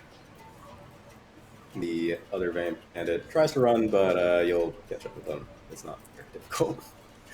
But what remains is the charmer. Yeah. Are we out of Baby, I'm sorry. Are we out of turn order? Is what I'm asking. Yeah. Okay. I will join the party. Yes. Yeah. All the hostiles have ceased battle, so yes. And Vedi, he says, "So, bit of a predicament, but you are decent warriors, I can see. Able to clear out such riffraff. But I will not warn their passing. They are impertinent, especially that one guy. You should have seen it." No, we actually did see it. It was kind of my fault. He couldn't keep his mouth shut. I see. As he nods, he says, "We did not enter the captives." He points to this one over here. He kind of like slaps the side of it, and he says, "No, I was going to do interrogation techniques if they had merit to do so. But since you are a Hammerite priest, perhaps you can answer the questions that I need to know. The answers to." Question for you. This guy is El Rubiba. Yes, yeah. You see Aziza start stalking toward him slowly with her sword dripping in blood. I mean, I can see just, it was rage. But let's not we be know so that. hasty. You know that there are good men and women in there who are currently bound up by my snakes, correct? She starts wiping her blade off on her leg, and she looks completely disgusted with herself that she's not immediately murdering this man, but she's not going to take her vengeance out on an innocent.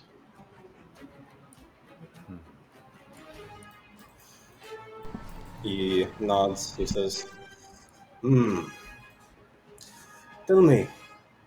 He looks at you, he says, who was it? Who was what? The Al Rabiba, we are middlemen, not suppliers.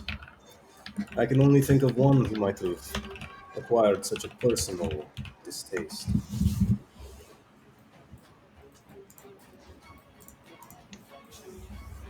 You have my brother, or had. If he's not alive, you'll all die.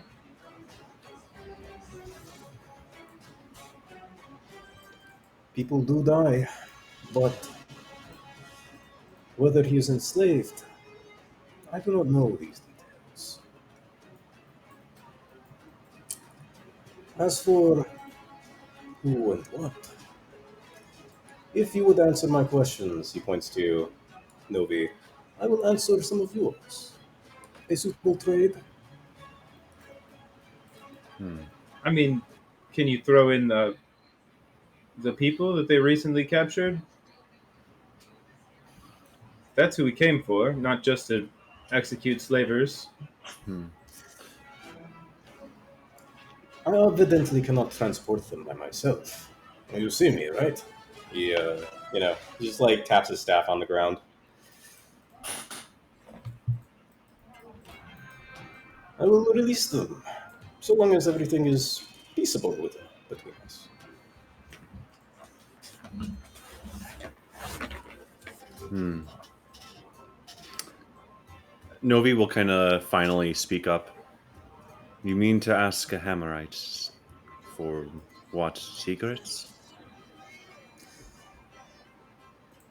He says, Yes, I know that Amorites are very particular about this. It is why I would have perhaps preferred if you had been in custody. I might have applied my certain truth serums. But we cannot always get what we want. Novi's lip will kind of curl up and he'll hawk a loogie down at the ground at his feet and look back up. Speak your questions.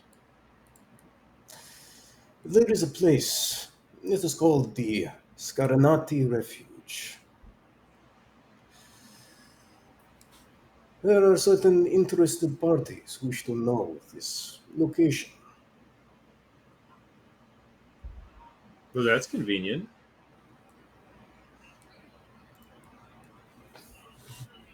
he says, Convenient as in, you know. Oh, we just came from there. Hmm. Tell me everything. Hmm. Well, If your questions do not no longer apply to me, I'd rather not reveal my secrets, as you might know the tenets of my faith better than the others. If that is all you need from me, they can indulge, I'm sure. he shrugs and he says, Well, if you had acquired the secret firsthand, then certainly. Easier to bargain without a secret keeper in the mix. some of the stories are true. There is quite a lovely decanter of water contained within. Hmm. Unfortunately, it was stolen by a son of a bitch that showed us the way there and is currently So, lost. Well, he, I mean, he has it, but we don't know where he is either. he seems to ponder this, and he says, so its treasure was taken already. Hmm. This would be displeasing for them to hear, but it is not my responsibility.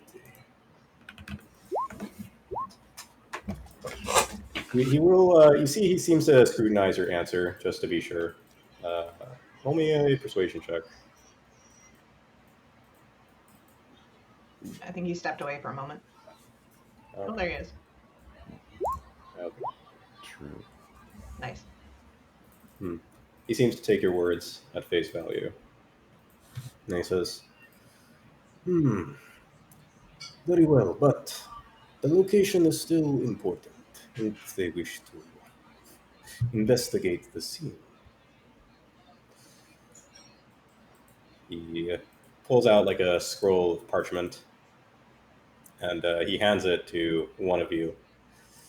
Go ahead and mark it. And you can see that there is sort of a map of the general area that has been unfurled here. It was like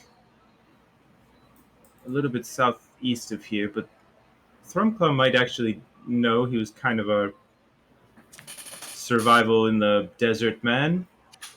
Do you remember exactly how where we were? Well, DM, would I have a recollection of that? Yeah, sure. Roll me a survival check. I'm See if you can supposed to be place it good at well. these. 24. Oh, yeah. Confirmed good at these. Yeah. Yeah. Yeah, you can just go back if you want to. Yeah. Right. Yeah. Oh gosh, no. I know the way. Actually, it's pretty easy, especially if you go. Right. I can do it by overland too.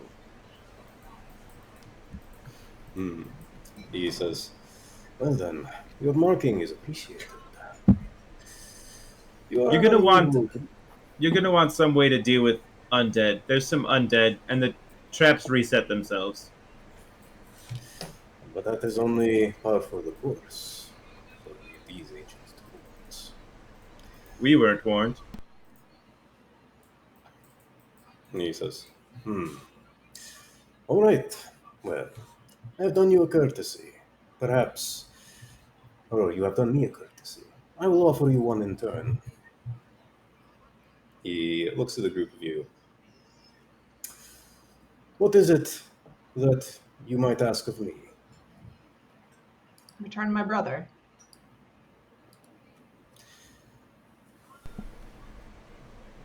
Who is your brother? That would be a good place to start. His name is Zaki. He's a young boy, a goat herd. And she'll go on to describe his appearance and where he was abducted. When did it occur? It would have been about 6 months ago. Or actually, we've been with the Chelek for a year, so it would have been about 13 months ago. Okay. And he says, The one you are looking for, his name is Harasan Sun-Eid. He was a radical within the tribe. They sought to integrate supply and market making. Dangerous proposition.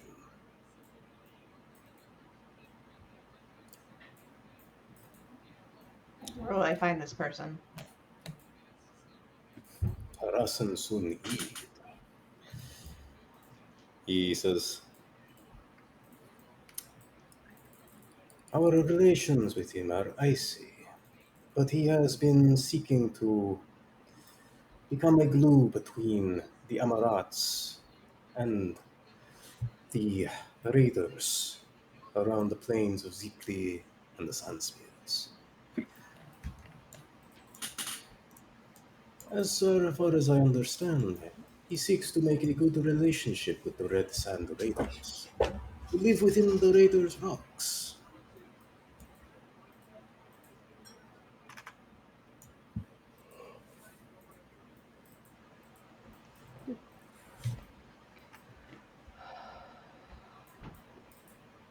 I would. She looks torn. She looks absolutely torn because she doesn't want to thank this man because he's scum. But at the same time, he's giving her hopefully the information that she needs. Do I believe him? make me an insight check.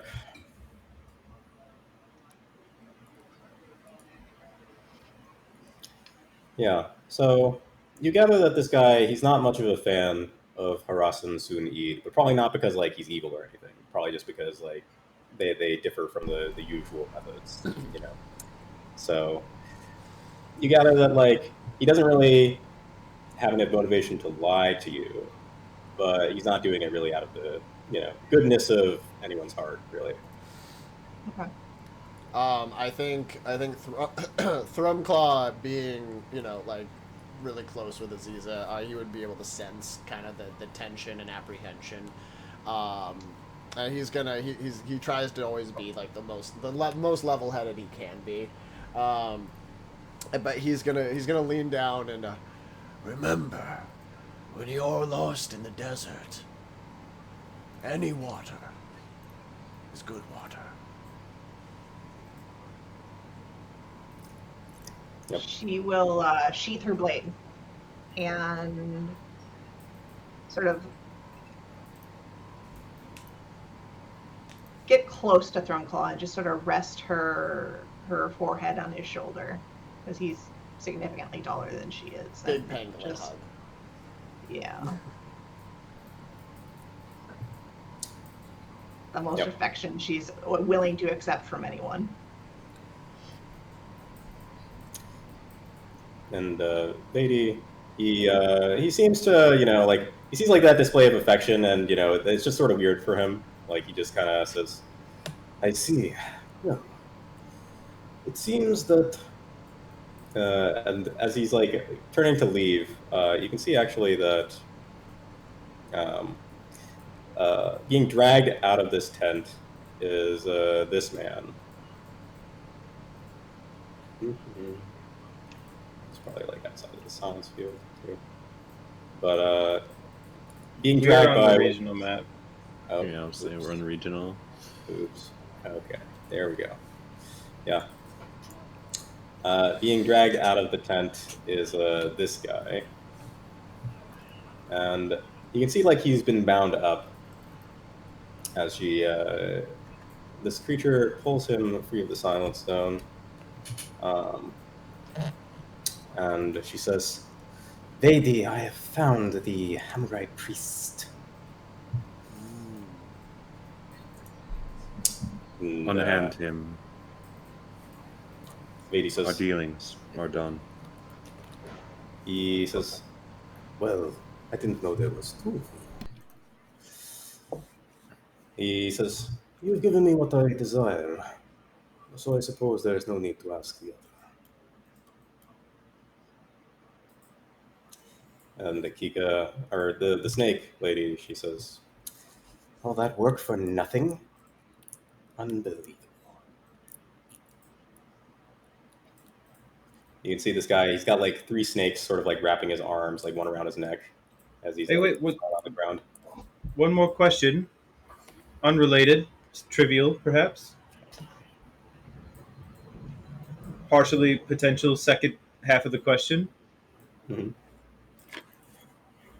Do you have a flute? And if yes, can I play it? Lady, he says, Of course I have a flute. And no, you may not play it. These are I- for only the ears of my snakes. I've never met a real life snake charmer. I thought I'd had to ask. I'll pull out my own flute, um, and like play a little ditty. yep. I'm quite good, but I can't do that. And he says, Yes, there is an ancient art to it. Perhaps you might be able to learn. But it requires a certain kind of mindset, you would say.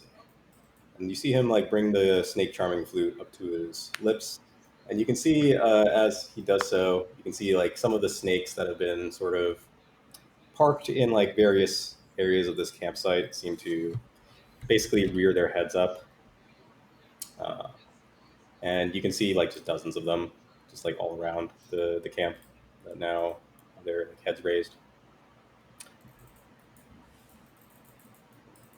And he says, I'll be taking our leave. Kika, it's time we returned to the trade den. you see the snake lady here seems to transform into a snake, and then goes up his sleeve, basically. Who am I standing next to? Not really anyone. Maybe only Thrumclaw would be close enough to hear this. Aziza, maybe, if she's paying attention. I'll say under my breath, motherfucker, I can learn how to do anything, but I don't have the will to control, so maybe not that. Yep. Novi, you see this Hammerite priest. He's a, fairly athletic-looking gentleman, moderate build, and carries his hair in a ponytail as a headband. He certainly doesn't look much like a Hammerite priest, but somebody who keeps secrets probably doesn't want to keep their identity, well known. Mm-hmm. And yeah, as the two depart the campsite, you can see like just a flow of snakes coming out of that tent, and seem to be trailing off, as well as the snakes that are kind of like around his neck and arms also unbind. See, Novi's definitely tempted to step on a few of them, but he doesn't want to instigate any further. So he's gonna kind of look to this man here and offer a hand. Yep. And he says, let me get the accent right. Okay. Hello. It is, I'm appreciative that you have managed to unbind me from these snakes. You are. He looks at your symbol. He's just like, you would just wear that in the open. What kind of? He just looks at you. I've had need for it recently. I'm newer to the faith. I've not actually met any other Hammerites. Indeed. He seems to nod and he says, clearly. Well, just so you know, I will not tell you any secrets at all. So I expected. He nods and he says, but I will buy you a drink. Novi is like kind of solemn face is starting to crack a little bit, and little smiles peeking out. That sounds more than fair. Yeah. And he says, my name, I'll give you this one. It is Solena. And you? Novi. Why do I think this is your real name? The little smile will immediately drop into a frown. Right. He shakes his head. It's like, you have much to learn. Thrumclaw will talk to Aziza and perhaps these fiends have some sort of good food around here that I can cook up for us all later. Would you help me find it? Help keep your mind off things. Yep. You're able to liberate the rest of the hostages that were taken, as well as, which is like about 12 people who were crammed in that tent. Additionally, you find the various goods that these raiders had been pillaging over the course of their many weeks on this lucrative trade route. You find the equivalent of 450 gold pieces. Oh, hey. As well as you are able to find 3 items of interest. 450, what is it, 5 of us? It's 90 gold each. Oh my god, I'm rich. Is that triple digits? Oh my god. Woo. As you're we're dividing loot amongst ourselves, I'm gonna look at my little pile, and I'm gonna be just you can see I'm maybe even borderline drooling. My eyes are so big. This is by far the most money I've ever seen in one place in my life. Yep. Even though like half of it's probably like trade goods and little like golden figurines and trinket stuff. Yeah, and you find 2 items there actually. I forgot to give the 3rd item to the bandit captain. I wanted him to use it, so just use it next time. But you find a armor that seems extremely lightweight, almost magically so. That's cool. As well as a gem that just seems to be glinting very brightly, like when you like angle it, you know how it flashes with the sparkles. Well, those sparkles seem normally bright. That sounds fancy. Yes. Nope. And since Novi can identify them, I'll tell you that they are an armor of weightlessness and a gem of brightness. Ooh, And that armor of weightlessness is studded leather. that's cool.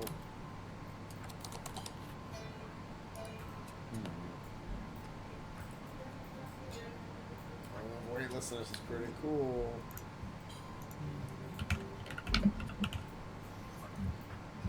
So Novi definitely takes a little while to cast identify as he keeps like looking back to Solinar, and then back to his work, and then back to Solinar.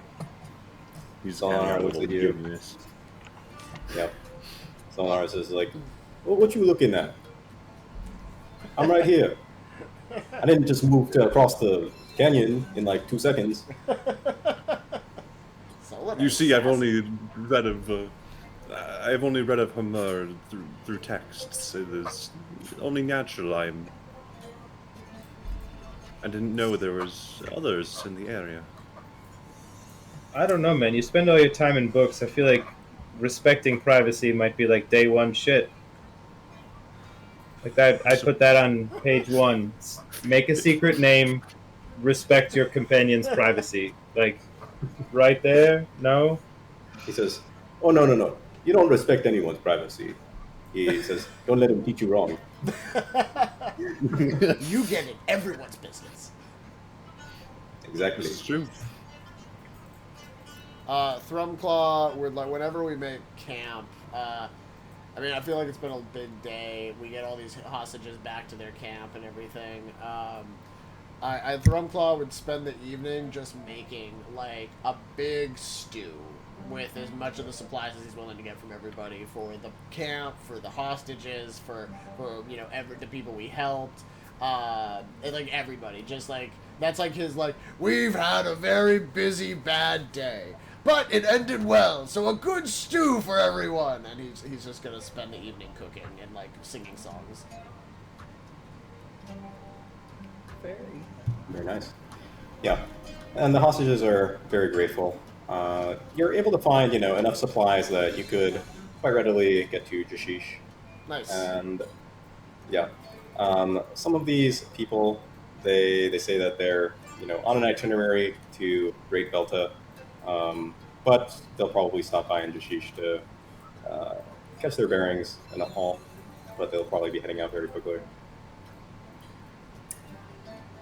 And so, you have a splendid evening, recounting, perhaps, or decompressing after the events of the refuge and the bandit camp.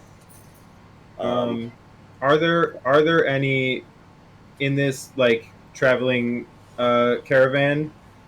Are there any pretty girls around our age? Yeah, there's probably at least 2. Among that group. Dude, I'm absolutely gonna offer them some like a little gold ring we found, or some like reasonably valuable, but I have 133 gold of valuables right now, so I feel like I've got infinite money. Yeah. Sure. So like pick one of them and like offer them a cute little gold gift and just like, I need a dancing partner for the night. Like, come be my date. Okay, sure. Yeah. Some of them are quite gracious, and they saw the way you were able to move, or I mean, some of them could peek through the tent and see, and so they are quite enamored with your skills at movement, and so the offer definitely strikes them as something fun, and you're definitely able to enjoy a good evening with some of these poor unfortunates who've been seized by raiders. Just for fun. Let's see how we do. Unbelievable. Nice. He's a good dancer. Pretty okay. Dude. I want to use this very high roll to like start like a full Dabka line dance with me at the front and Thrumclaw throat singing, and like I'm gonna try to hit like a full 10-foot running leap with the line. Yeah, definitely like perhaps it's the catharsis of being released from captivity and a potential future full of slavery. But everyone is very enamored with the whole performance. You gather that perhaps even like these people will talk about you beyond Jashish. They'll always remember this fun dance number that you're doing here. Our Thrumclaw would find any of the children that are a part of this camp, if there are any, and he'll gather them all around and start telling the story of our party in the temple. And there we were, standing around an ordinary sandpit. And did you know? Would you believe what stuck its hand directly out of the sand? A moving skeleton! And he just completely emphasizes everything, gets the kids like roaring with it, just like tells the story of the most recent escapade, how they escaped the temple, and he wants to see smiles on the children's faces, after he's made a big meal for everybody. Yeah. If I knew this was happening, I would enhance ability on you, so that like my instruments nearby could automatically provide like background music and sound effects to really like bring the story home. Cool. I'm using elementalism and like I can I can move the sand around. I can make little like flame absolutely punches, full theatrics. Everything we can do to just like use little like simple magics to like boost the story for the kids for sure. And shit, in 9 months there might be another one to tell the story to. All right, I see. How does Zarya and Novi participate in this evening's festivities? I definitely feel like Novi's sitting at the bar with Solinar, but he is like trying to pay attention to everybody else around. He's giving like big rounds of applause, like standing up from his bar seat, giving a round of applause for pretty much everything, especially Ferris. He's kind of cheering him on, kind of remembering the days of Tamalu. Yep. And you're able to crack one out, but it is still kind of the road, not quite the town. But yes. And Zarya, how do you enjoy the evening? Drinking very heavily and looking for any doorknobs to where I can try using my key. Okay. Yeah, you see like a few like caravan doors, like the carriage doors have like some keyholes. You try those? Yes. Yeah. Roll me a D100. No, not that one. Dang. Yeah. All right. And then Aziza, how do you reflect on these events? I am doing my best to perform along with can't get it out. Thrumclaw, and act out all of the action and whatnot that he's describing to these children as he's telling them this big epic story about our exploits. And you can see she's doing her best to try to stay in character, but she's very distracted, and the information she's found out on her brother is really weighing heavily on her. Yep. Just to recap that, they mentioned that this guy, Harasan Sun Eid, was probably meeting with the Raiders at Raiders Rocks. So keep that one in your back pocket. And yeah, uh, you identify your items, distribute your treasures, but as you know, gather and seek to hit the road, it is perhaps just a day and a half now to Jashish itself. But as you are seeking to begin the trek out, you find a piece of paper that is fluttering through the air, bent up like a sheet of origami, and in kind of like crane shape as it flutters down. It, which of you, I would say, you actually, Zarya has probably been in the tribe the longest. So, Zarya, it comes fluttering down to you. Ha! Yeah. And you can roll me. Well, actually, you probably know. You know that this sheet of paper is a product of a spell. It's known as the Windrider's Communique, um, and is often how many people in the desert try to keep in touch. Right. The sheet of paper, it seems to be from Nomad Kumu, who was in the group that you guys had kind of split off from in search of the decanter, and he tells you. Voice mode. So then, so we are going to have to start again. We have purchased a supply of water, but we'll have to just eat the cost, at least until we get to Great Velta. I have good news. Our one of our other groups is coming back. They have been traveling through the inner desert. They made a stop at the Shar's Rock. You know these people. It's Zell and Pintana. Try to meet with them, and perhaps we can all meet together. We may take different trade routes, but it is good for the tribe to stay in touch, right? Right. I say as if the letter can hear me. Yep.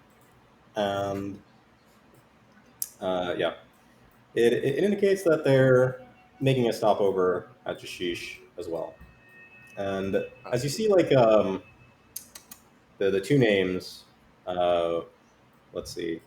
I would say that probably like Aziza and Thrumcraw, you would know of Zell. He was basically in the group that had fought to liberate the prisoners at that Velta outpost, and probably had you'd probably seen him fight there. Quite a capable fighter who had carried many different weapons, seemingly unsatisfied with every single one of them. And the other one, Pintala, you all probably have at least one article of clothing that she's had a hand in choosing or perhaps designing, because she is very concerned with making sure that the tribe presents themselves in tip-top form, uh, whether that be through certain kinds of lace work or potentially even like functional things. Uh, she has certainly had an impact in the tribe since you've known her.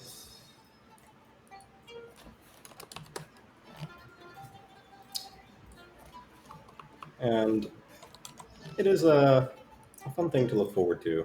For you've not seen them in months. You approach the city of Jashish. This place rules. Her name, really quick. What was? Can you spell her name? Yeah, Pentala. Yes, I got Zell and Pinpala. Okay. Yep. Right. The tribe's fashionista. Mm-hmm. Adding her The to reason the we all look allies good. column.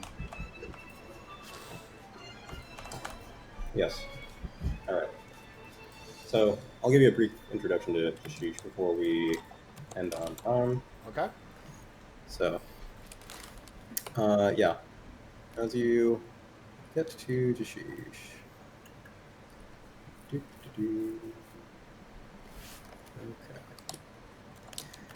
Yeah, so as you're approaching, roll me a history check. See if you guys know anything about this beforehand. Nice, Ferris.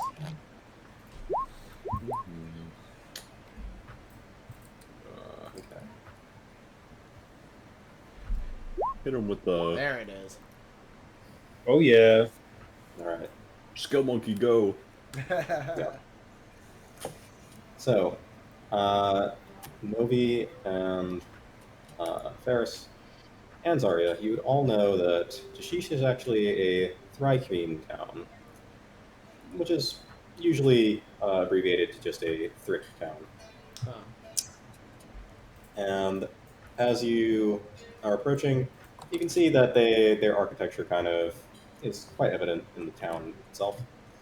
They have like these kind of squat sandstone buildings, typically, and the road here.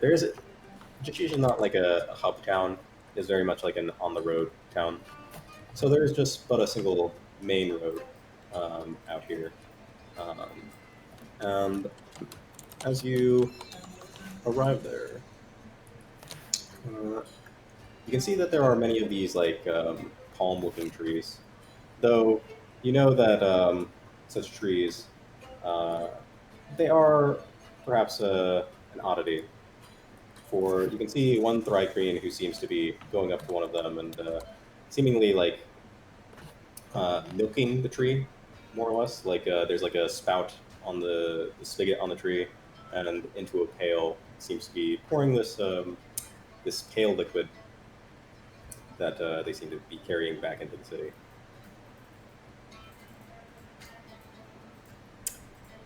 Or not city, but village, rather. And yeah, you can see that there are a few things of note in Jashish, which are the general store.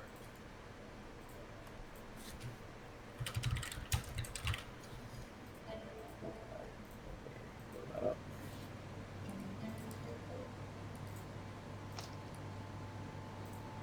There we go.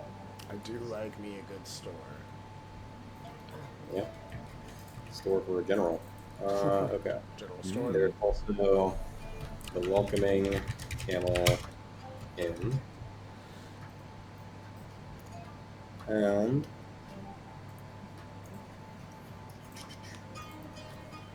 there is a salon here, as well as these spout tree plantations.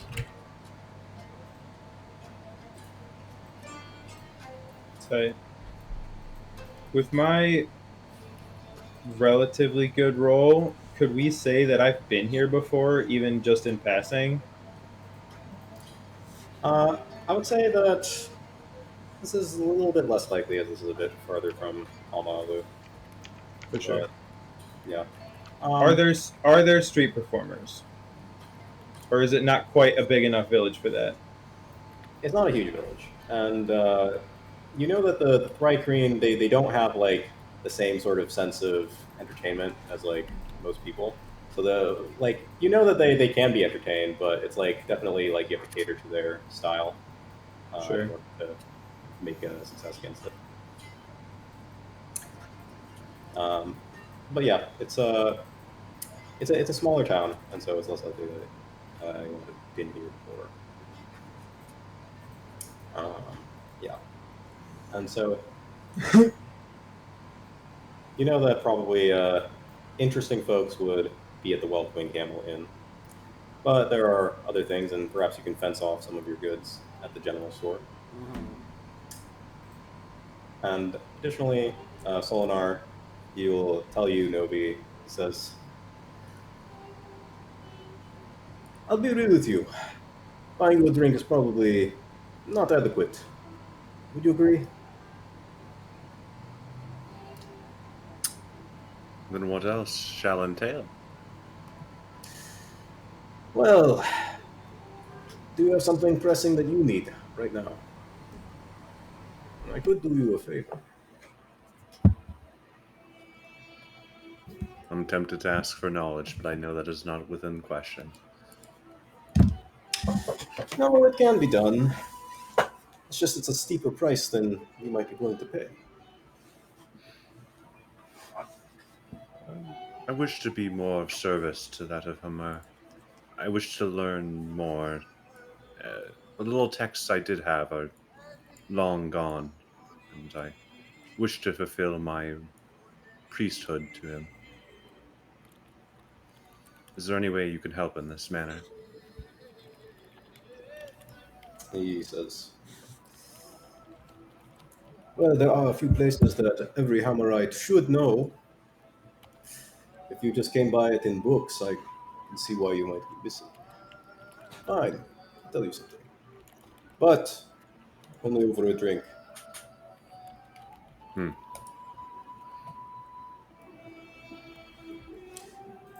He says, I'll meet you when you feel like coming along.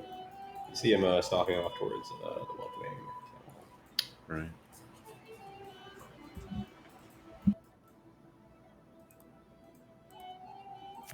Yep.